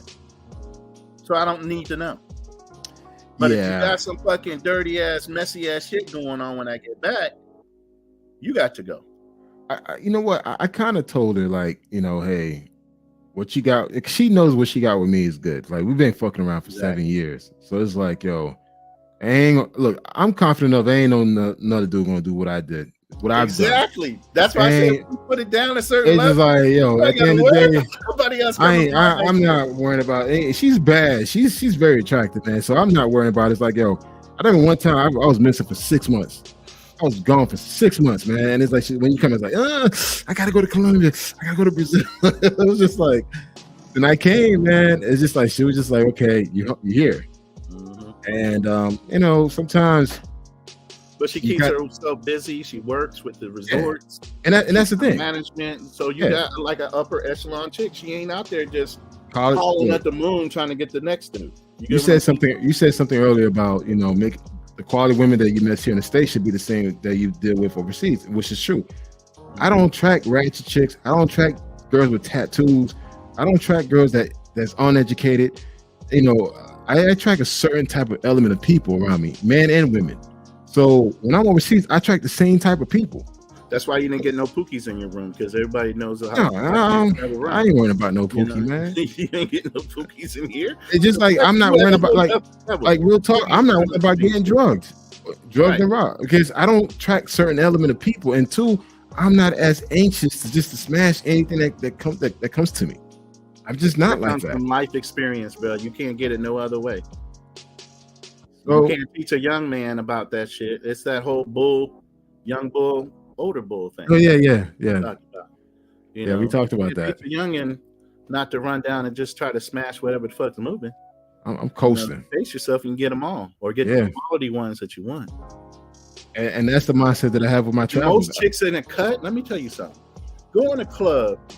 The baddest chicks in the club whether stay away they're from. professionals or not, it doesn't matter.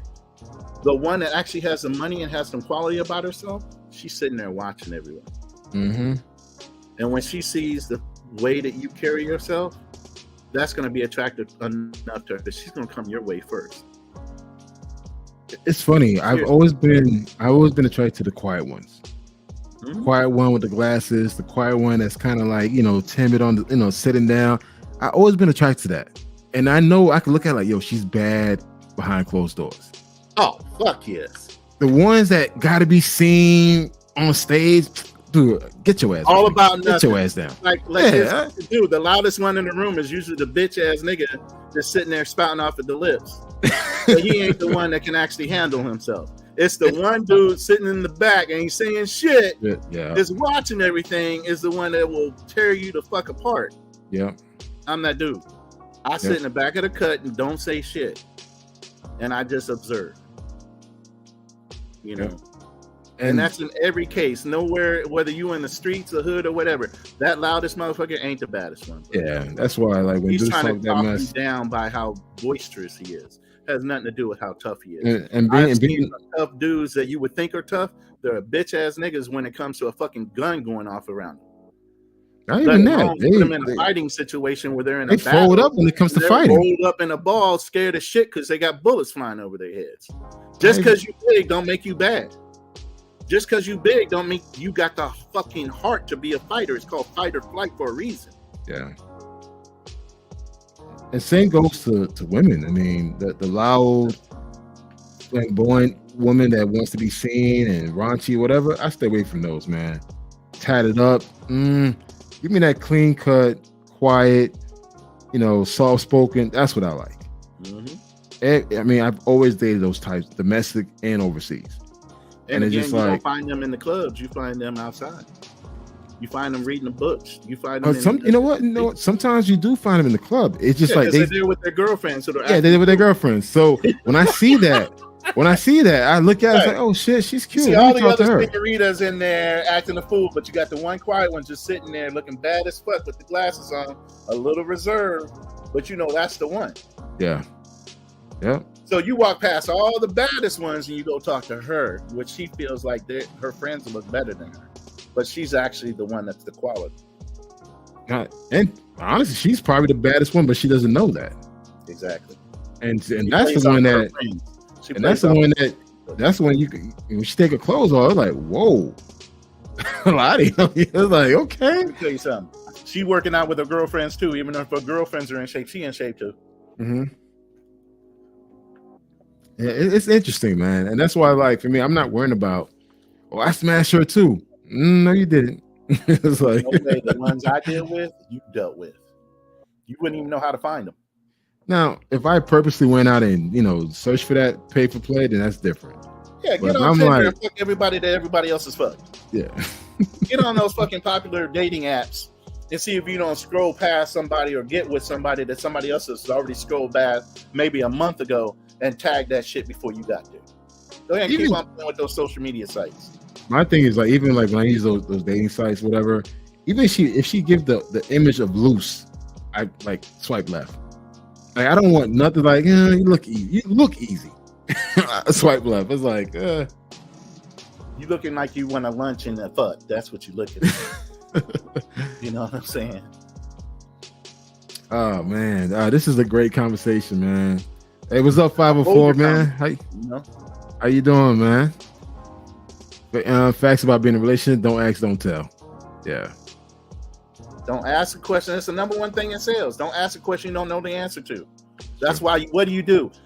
You ask closed-ended questions where you're either going to get a yes or a motherfucking no. You don't leave it open for them to give you a fucking dialogue. Yeah. Even in law, you know that. You ask closed-ended questions. If you want a yes, you ask them a question. You automatically know you're going to get a yes. People get repetitious in saying yes, they get happier. That's the psychology of sales. When you understand psychology of sales, you understand how to deal with people relationship-wise too, because you're a good listener. I'm in marketing, so trust me. I support you guys. I already know you know. Yeah. When you've been doing it so long, it's second nature. That's why even when I was going through PTSD, I was like, look, Doc, I know how to say all the proper things to you. Yeah. I worked in Fortune 100 companies. I've been well trained when it comes to psychology of sales and what the fuck to say. My problem is I know how to repress that shit. I need to get the shit out. I've learned how to departmentalize all my fucking bullshit and still come out smelling like roses. I used to train my agents, look, I don't give a fuck if you had a fucked up day and you got in an argument with your fucking significant other. When you walk through that door, your clients don't want to fucking hear that shit on the phone because it relays on your phone. Your attitude comes through your fucking voice. So if you ain't smiling, if you ain't standing up, walking and talking where you have a more positive sound while you're walking and talking, these are all techniques, psychological. Yeah. I mean, actually, I'm standing up. I mean, you guys can't. You got to stand up, move. Motion creates motion. Motion creates emotion. And so if you're moving around, you're in a better mood and you're sounding a hell of a lot better than you normally would if you were just sitting there moping. Yeah, being in marketing, we do this. We have the same tactic as sales. So trust me, I could lie my ass off if I wanted to. And you wouldn't be able to tell. You wouldn't be able to tell, man. Right, that's why I tell a doctor. I said, when I was going through my psychology treatments, I was like, Doc, I know exactly what the fuck to say. Yeah, I can outthink you. I've outthought lawyers where judges have looked at me and said, he answered the question just because he didn't answer it the way you wanted him to. He answered, you asked, he answered. Move the fuck on. I have judges speaking up for me in certain conversations. You know, when they're trying to interview you. I've gotten myself out of police situations where just I knew the answers before they had questions. So I was like, all right, cool. But it's the way of the beast, man. And it's just like, plus, I mean, being in corporate America, you know, there's a fucking game within the game. Yeah. Especially being black men. There's a game within the game within the game. And the white boys are always trying to step on your fucking shit. You can't trust them. You can't turn your back on them because if they see you're succeeding, they're trying to fucking step on you to get over you. I agree. I totally agree. And that's why I ain't worried about no Passport Pookie, because Passport Pookie don't do shit. Don't have shit on me. It's simple. Look, I ain't worried about nobody. Now, if I meet a guy like Roland, it's like, all right, cool. We're kind of, on the same level. It's like, all right, if anything, we'll work well together. Here's the thing. We work well together. Like us in a fucking club, we will fucking co-pilot the shit out of everythking. Yeah. We're going to help you win.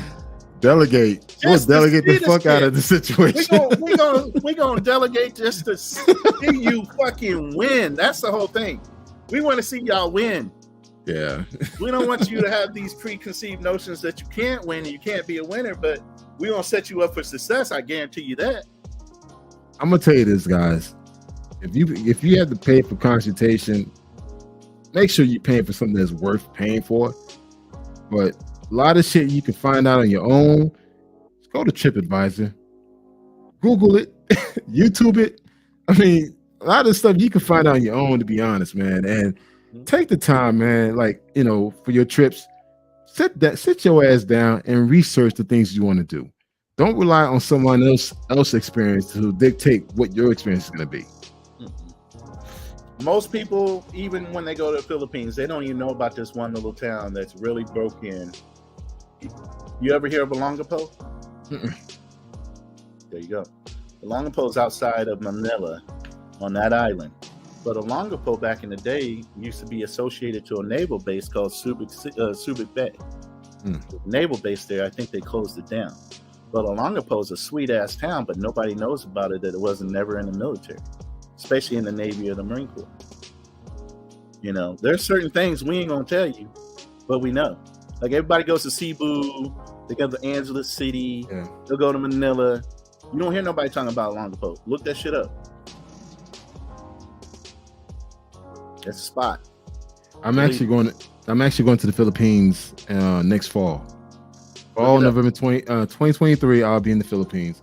I'm doing there used to be a naval base. There's a lot of retired expat military that lived there, opened up bars, built houses, have live-in maids, because the fact that it's so cheap there, they knew that once they got out, they could take their military pension and go over there, open up a bar, build their own custom-built house, have live-in maids for the price of the money that you're converting over there in American dollars.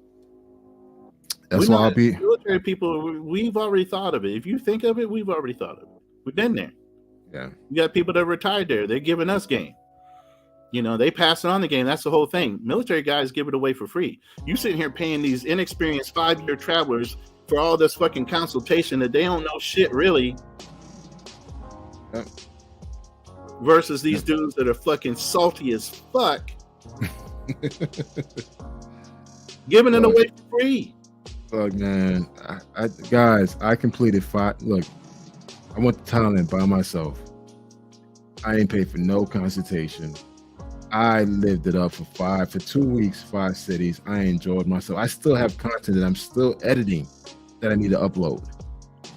Guys, you could do the same exact thing. Just take the time and effort to determine the experience you want to have. Now, if you want to go to Pattaya, hit 808, hit up the same spot that everybody else is hitting, yeah, fucking the same hoes that everybody else is fucking, yeah, you could do that. That's easy. But if you're trying to experience Thailand, experience these countries for what for what it truly is, you got to put in work. If anything, they should do the same thing you did. You met a chick over in Isan or Chiang Mai or whatever, and you took her back to pay. Oh yeah, you took her to Pattaya, and you had somebody you already knew. That's why I said I take sand to the beach. I'm a huge advocate of sand to the beach, man. I don't care. Look, I ain't got shit to prove nobody, man. It's like I'm good. Once I find a good thing, quality chick, why you gotta jump around man. and fuck 50 other ones? You got the quality chick already. Just take her with you. It ain't gonna cost you nothing more. I got one good nut to give each day. One. I got one with some effort. The other ones are bullshit. The other bullshit, I'm going to sleep. I'm gonna roll over and go to sleep. It is what it is, man. I'm not afraid. I'm not ashamed. Hey, it's what it is, man. Some days, me trying to knock 20 in one day, I ain't got time for that, man. Quality versus quantity as you get older. And trust me, I'm in Phuket, I'm in Chiang Mai, Chiang Rai. I ain't see a single Pookie. I was the only black dude the majority of the times, where the majority of the case, I was the only black guy out there. So looking like a pro football player. Retired. Right. Right. But they think you got something going on about you. They don't know you because you're American, but they're looking at your size and your ability like, oh, he must have been a pro athlete or something. Yeah. Now I've been called you out. Yeah. I was called Tyson so many damn times. Like, Tyson. I'm like, oh, nah, man. Like, okay. That's because they just associate a dark-skinned person to whatever. Yeah. And that's a popular name, so they used it. Another thing, too, I had a lot of women rubbing my head. Oh, baldness, yeah. Yeah, it was like, hey, can you rub your head? It's like, yeah. Even though it's offensive in their country. I'm getting close to wanting to decide when I'm going to go see Dr. Bosley. I'm about to shade this shit off, bro. Shade it off, man. Let it go, man. My girls are saying no. Go to Dr. Bosley. Not my daughters, but women that I date, they're like, nah, you need to keep your hair. I said, okay. Is your hair red? Yeah, it turns colors in the sun, man. So I was down in Mexico, so my hair used to turn blonde and streaks and shit, man. I had the hardest time with white military fucking master sergeants and shit while I was in the Marine Corps. You're dyeing your fucking hair. No, I'm not. I'm mixed, motherfucker. My hair changes color. Goddamn sun. I ain't got to dye my hair. I used to get so pissed, man. I swear to God, I had a fucking mouth. I ain't give a fuck. Yeah. Hey, man, but you know what? It's been an awesome live. I'm surprised no one else didn't come on board. And I saw even Rob was in here for half a second. I thought he'd come up at least. But I know you won't be on his channel. I'll be on the channel next week talking about relationships and so forth. But man, like I said, guys, the whole Passport Pookie is non-existent. He's not real. He's not ruining the country. Be real to you. Yeah, maybe maybe they real to you, and he's affecting your travels, but he's not affecting ours. So guys, just live your best life, man. You're not guaranteed to live tomorrow. Go out there, use your passport accordingly. Stop going to the same watering hole where everyone else is going. If you're going to Rio, go somewhere else, man. Like other places to see and do in these countries. Well, you ain't got to prove nothing to nobody. Your level of success is your level of success is all I got to say. Perception is everything. People can perceive whatever, but they're not doing it. They're watching you do it. I agree. Well, hey, we're going to close it out, man. Any closing statements, Roland? And this is like I said, if you travel differently, you prepare like you said, you ain't got to worry about no passport inexperienced Pookie running into them or anything else like that. If you treat yourself with the level of respect that you have for yourself, you're not going to date that fucking bottom line chick that's a pro. You're going to go find yourself a level of a chick, that type of chick you would date here in the United States. Should be no different just because you're overseas. Yep. Stop looking in the same places that everybody else is. Be a leader. Don't be a fucking follower. Because all you're going to do is run through something that somebody else did, and you think you the first one. You're not the first. You're not going to be the last. You're only there for a week. You're not there forever. You're only there for a week. You think she's going to love you just because you knocked that shit down for 1 or 2 days while you were there? She's going to move on to the next motherfucker. She got to make a paycheck, bro. Yeah, I agree. 1 second, Roland, before you get off. Hey, Buck Travel, what's going on, man? Turn your mic on. Buck Travel? Get your mic on? He's still on mute. What's going on, guys? What's going on, man?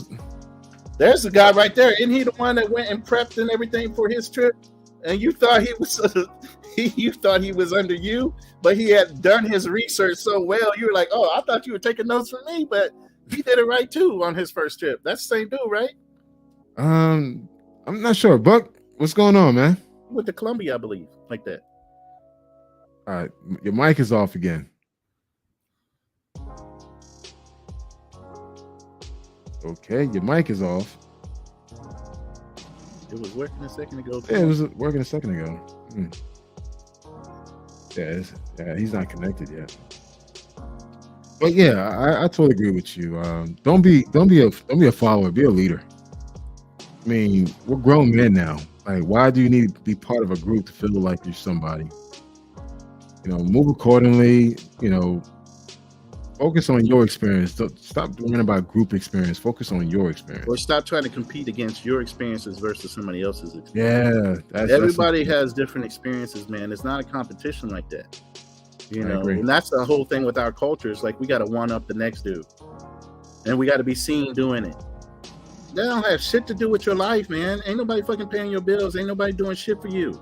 You're doing that shit for yourself. Stop trying to prove yourself better than the next man. You don't got to do that shit. Nobody's watching you, and you'll be easily forgotten once you pass on, bro. Enjoy your life. Stop worrying about what people think. There's a phrase going on now that it's like, how long are you remembered after you fucking die? Replaced within a week by your job. Your family will talk about you until the wake, until the funeral. Most people are forgotten within 2 weeks of their fucking death. But you're living all your life for somebody else. Wow. You might be thought of, like I said, during the holidays. Yeah. Or a quick thought here because somebody is still mourning you. But give it 2 weeks to a month, even your significant other will start laughing at jokes again.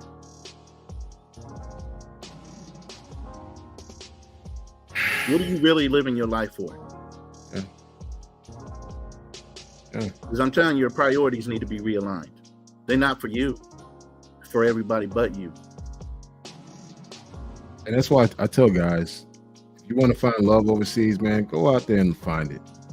Don't let nobody shame you, call you a beta or a simp or all this bullshit titles they calling nowadays, and live your best life. Because the thing is, you're not guaranteed to wake up the next day. If you're looking for that love, you're trying to open that business overseas or trying to create this new contract, become a digital nomad, go ahead and do it, man. Look, 2023, it should be about doing. Stop talking, do it. Mm-hmm. Put yourself in a position where you could do these things. Put yourself in a position where you can find your future wife. Put yourself in a position where you can start that business overseas or start that business here in the States. Bro, I just did the stem cell research thing for Mexico. I'm about to go down there probably by August and get that taken care of for my knees. But take care of it, man. Take care of your health, man. Like a lot of us are passing that fucking treatment, though. I was like, God damn, really? And it's got to come out your pocket. You can't use insurance because it's a Mexican type of thing because you can't do it in the United States. Well, I mean, but I'm that serious about my quality of life that I'm willing to do that. You're gonna have a better life afterwards, though. Right. Yeah, my knee and my cartilage and my kneecap should grow back and all that. You know, go ahead and do it, man. I mean, and that's the thing, guys. Like, whatever you want to work on, man, go ahead and do it, man. Focus on your health. Focus on your thing. Focus on your mental. You can't help nobody else if you're already fucking damaged goods. Yeah. You're killing yourself. Agree, guys. And the thing is, man, go out there and live the life you want to live on your terms. Don't allow someone to dictate how you should live your life. Don't let your baby mama, your ex-wife, your mom, your family, your job. If you hate this fucking job, quit, man. You can put yourself in a position where you can find another job. Because trust me, they'll let you go in a heartbeat while you trying to kill yourself for them. Mm-hmm. And also, too, don't wait for the perfect reason to travel. If you're in a position to travel, go ahead and do it. There's no perfect time. Even if you got to travel on training wheels, get on a cruise. Get on the cruise. Look, man, guys, a couple of weeks ago, I lost a good friend of mine on trail. He's 47 years old. They found him unresponsive in his bedroom. 47 years old. Guys, a lot of us, we are dying in our 40s. We're not even reaching our 50s. Because we should be getting up to our 80s and 90s. But we're not getting there. Guys, because we're working ourselves to fucking death, worrying about everybody else. I'm gonna share this with you guys, and again, I'm all about transparency. Earlier this year, middle of this year, I dealt with a prostate scare. My PSA level was elevated, where I thought I probably had cancer. So lucky for me, I'm clear. And now I had to deal with a colon issue. Guys, go to the fucking doctor, man. That's the thing about me. If I see something, something's doesn't feel right, I got my doctor on speed dial. I hit him up on his cell phone like, yo, I need to come in tomorrow. We need to do some blood work. We need to do some piss work. I don't care. I don't feel right. And guess what? By me being proactive, I'm able to catch things early. Guys, you putting all this money towards your medical insurance, you're not even fucking using it. Boom. Big one right there. And I'm an insurance. You're not even using it. I'm an insurance guy. My background is insurance. So yeah, y'all ain't using them. You're paying for them. Your family's using them. But y'all got to get to work.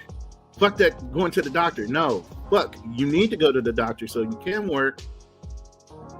But you need to be healthy. I had a job interview. I had a job interview this week. Job pays about $180K. My stomach was hurting.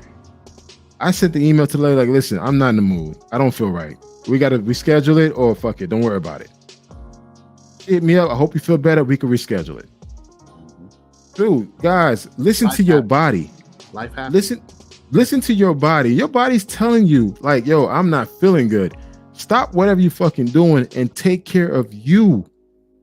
Take care of you, black man, because guess what? Once you pass over, who's going to look after your child? Who's going to take care of your business? The business that you built trying to pass over to a legacy? Nobody. So you trying to focus on grinding, trying to impress somebody, having multiple cars and jewelry and all that shit? I pay attention to words. You just said grinding.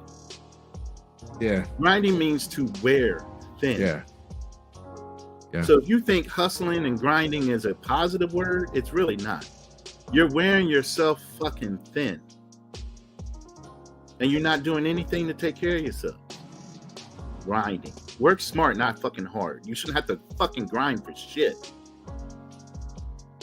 Well, you know what? That's the culture that's being spread all over social media. You got to grind. Yeah. If you're not, hold up. If you're not working, 12 hours a day or 60 hours a week, you're not grinding. You're not making any money. That's the culture that's being taught within our culture. Right. That if you don't grind, we're on caskets by the time we're 40 something. Hence Kevin Samuels, right? Yep. The same guy that was preaching about grinding. Taking care of himself. He was grinding. Looks like the picture of fucking health when it comes to his size and his weight, but internally he was fucked up. Yeah. I used to tell my clients all the time, while you might look good on the outside, God only knows what's going on in the inside of you. I have ladies that were skinny as hell have heart attacks, and their fat husbands were fucking good. Wow. It don't fucking matter how you look. Look at Bruce Lee, one of the healthiest fucking people on the planet when it comes to protein shakes, working out, all this kind of shit. Brain fucking aneurysm. It don't fucking matter. Live your fucking life.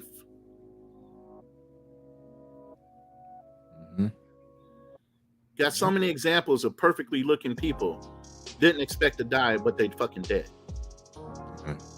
I have a brother that passed away. He got shot by a fucking cop incorrectly, but at the end of the day, I would have never thought he passed. Dude was a picture of perfect health. Black belt in Taekwondo, bounty hunter. Used to fight Golden Gloves and fucking Tough Man competitions back in the day. Never thought that dude would die. When they called me and I was in the military, I thought it would have been my mother, even my stepfather. But my brother, you don't know when your time is up, bro. And that's why, guys, live your best life, man. Things you wanted to do, go out and do them, man. There's no perfect time to actually do it. Don't worry about what everybody has to say, whatever they call you. Just live your life based on your terms. So when you decide, if anything were to happen to you, you know what? You did things your way. Yep. And you were happier for it. That's why when you go to these countries, you look at all these people and the perception is they're poorer than us. They should be angry. They should be depressed. Some of the happiest fucking people in the world don't make shit for money like we make here. Yeah. It's our perception on what fucking success is that makes us fucked up. Yeah. Success can be a lot of different things. I'm very successful because I feel like I raised 4 grown sons. I have grandchildren. My legacy is set. Wow. Now all I'm doing is leaving a legacy when it comes to property and valuable things like that. But other than that, my legacy is set through my children. All sons. You don't think my family name is going to be around for a while? Yeah, it's going to be around for a while. But some people think success is all about money and they got one fucking kid for a legacy to leave. Shit too. And that's why it kills me when I hear guys, I ain't gonna have a kid. It's like, okay, you have all this money. What is money gonna go to? I'm gonna be a philanthropist and I'm just gonna give it all away. Then why the fuck are you working so goddamn hard right now? You're killing yourself for nothing because you're not even leaving it to anybody of value.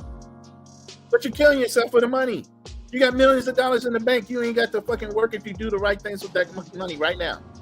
I'm in a retirement plan. You ain't need a lot of money, especially if you're gonna live overseas. Yeah, it's funny because my girl and I, we've been talking about next steps and everything else, and this is like, well, if we were to get married, that she definitely had to come here because due to my cost of living and my youngest son. Well, with your son and everything else, yes, yeah. She's got the versatility to come up here. Yeah, and honestly, I'm confident enough if she were to come here, she'll do really well. She'll fucking do really well. I was like, first old man things. Huh? Your back? No, my leg, man. I got a Charlie horse in my fucking leg. Yeah. Hey, you've been saying that. That's why I stood up, man. I'm sitting in a fucking I'm sitting in a pool chair type of thing for a pub chair. Okay. And my knee, I guess my leg was cutting off the circulation in the back of my muscle. And yeah, you gotta be careful. Yeah, you gotta be careful with that, man. Yeah, I'm like, that's why I had to stand up sometimes. I'm good now. I invested on a electric standing table. So I press a button, it rises up and down because I was constantly getting cramps on my legs. I'm getting like, you know what? Too. So a lot of my days I'm working standing up. Yep. Yeah. So it's just like, okay, but I mean, like I was saying before, I think I'm not afraid to do certain things now. Even if I were to decide to take this to the next level, bring her here, I'm not afraid. If things don't work out, things don't work out. 7-year established relationship. You should know her pretty well, and you already know she's responsible even when you're not around. It's not like you got a peak game on her anymore. It's been 7 years. She'll hold down a job if you want her to work, but she'll hold down the house if you wanted to stay home. Yeah. That's your choice. You know what I'm saying? But the main thing is you make enough money, she don't need to work. So you don't have to worry about her exposure rate, even with Americanized Dominican Republic people, because she's been around that enough that she knows who you are. She kind of, to be honest, Roland, she's coming in with like, yo, I want to be a nurse. And I'm like, all right, cool. So it's just like, all right, like her thing is like, I want to make money. But also too, I want to make sure, we good. I said, all right, whatever you want to do, I support you 100%. It is what it is. Now, granted, if things don't work out, things don't work out. Guys, that's the thing. Don't come over on an educational visa. Go to college and live with you. She has a tourist visa now. She comes here. Right. She comes But here I'm just sometimes. saying, if she decides to go to college, Yeah. But I mean, more than likely, if we decide to take it to the next level, it'll probably be through a marriage, whatever. okay. But the thing is, I'm not afraid to take that chance. You have a lot of who you're guys. dealing with after 7 years. Yeah, you you have a lot of guys telling you, don't bring it back to the States. Don't, she gonna change, she gonna get influenced. I saw the vetting thing that you put down in the no excuses. Yeah. That's right. I wanted to Vetting jump is on. everything, but at the same time, you just got to make sure whoever her French culture that she's around is not trying to persuade her away from you. That's the only thing about vetting from another country and not knowing the culture of that person's country in your city. But if they're secure enough in who you are, you've been around her for 7 years, I don't think anybody that she just meets out of the blue is going to influence her to change her mind about who you are as a man. She's not a club head. Right. She's a studious person. Her thing is like, family and making money. So those are the values you look for. And there you go. And I tell guys, look, man, don't try to find a chick in the club. The same rules that you apply here in the States, apply it overseas, man. The same criteria that you have here, apply it overseas. Don't be, relaxed because you're overseas, because she's pretty with a big ass. Like, a lot of guys do that. And it's like, why would you be involved with a woman that doesn't bring no value to you besides her body? I tell guys all the time, like, so you have all this criteria here in the States, but yet once you go overseas, you left all that shit back in the States. I never understood that. For the bottom of the barrel fucking hoe that that, like I said, 50 other people within the last week have fucked. She can't read. Well, she probably dropped out of school at 6th grade in her country. She doesn't work. She doesn't add no value to you. So it's like, yeah, you're gonna marry her and try to make something out of her. It's like, come on, bro. She gotta have that. She gotta have that instance before she even leave that country. Is her beauty and her fucking pussy. That's it, man. And that's fades. Just gonna wear out after a while, too. Yeah, that fades. And it's just like, she doesn't have that grit, that mindset to be successful in her own country. What makes it that she's gonna have that same mindset here in the States? If she's constantly taking pictures, like, there's certain signs, Roland, that people overlook. If she's constantly taking selfies at the club, like taking pictures of her food, that kind of gives you a general idea of the type of person she is. And more than likely, she's gonna come to the state and do the same exact thing, but probably on more on a grander scale. Right. Because now she's flossing with your shit. Yeah. There you go. She's flossing the house, she's flossing the backyard pool or the community pool, wherever you're at. She flossing everything like she living big dollars. And you see that on Facebook. You see it on Instagram. You see it. It's like, yeah, she's flossing. You got boys that go down. You know people that do go down there just to photographer the fuck out of the chicks that are down there. Who's the brother that got on that's a professional photographer you initially set up? Oh, Marty? Yeah, Marty. Yeah. But you go down there just on a whim and have about 20 girls sitting there waiting to get pictures taken, and whatever happens. Yeah. Come on now. Yeah, that's true. But I mean, guys, like I said, this is, yeah, you're right, man. Well, it's almost 2 hours, man. It's been a long stream for me, man. It's all good. You over there sipping on that wine, bro. You feeling real good about right now. No, you know what? I'm good, man. I'm wide awake. I know. That's what I said. You're relaxed. You're not a little messy like you were the other time you got. Shit, man. That was fucked up, man. Hey, you were what, 2 bottles in at that point? 2 bottles in. I was 2 bottles in, and I remember like the next day as I take my walk in the morning, I'm listening to I like to replay the podcast the next day so I can listen to it. Man, I was like, what the fuck? Like, what the fuck I was saying? I was slurring. I'm like, what the? I was like laughing at myself, man. Somebody said y'all need to go to sleep. Hey, we old man. Shit, I'm not ashamed. Shoot. Well, 1 o'clock. Yeah, I'm normally sleeping around this time. It is past my bedtime now. I do try to get in my 8 hours of sleep. I'm an older gentleman now. Hey, one thing, guys, sleep. Yes, vital. Sleep. Get those hours in, man. Those 4 hours. Those 4 hours that you think that could keep you awake all day. That's not quality sleep, man. Get that sleep in.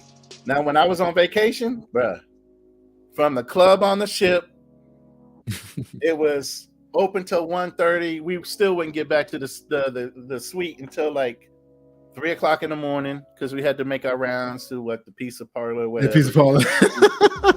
Just so dessert. Go to sleep. Hey, we used to do that because I bought the drink package. It was like 15 drinks per person, and I had 2 of us, me and my girl. So that's 30 drinks amongst 2 people. Yeah. Thank God we had 6 other people, man, because we were ordering drinks for them too. Like, fuck it.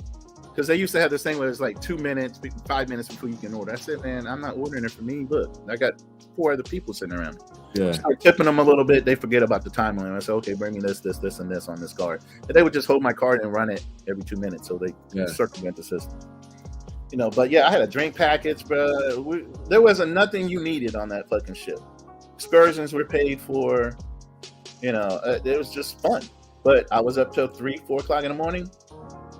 Get right back up at 8.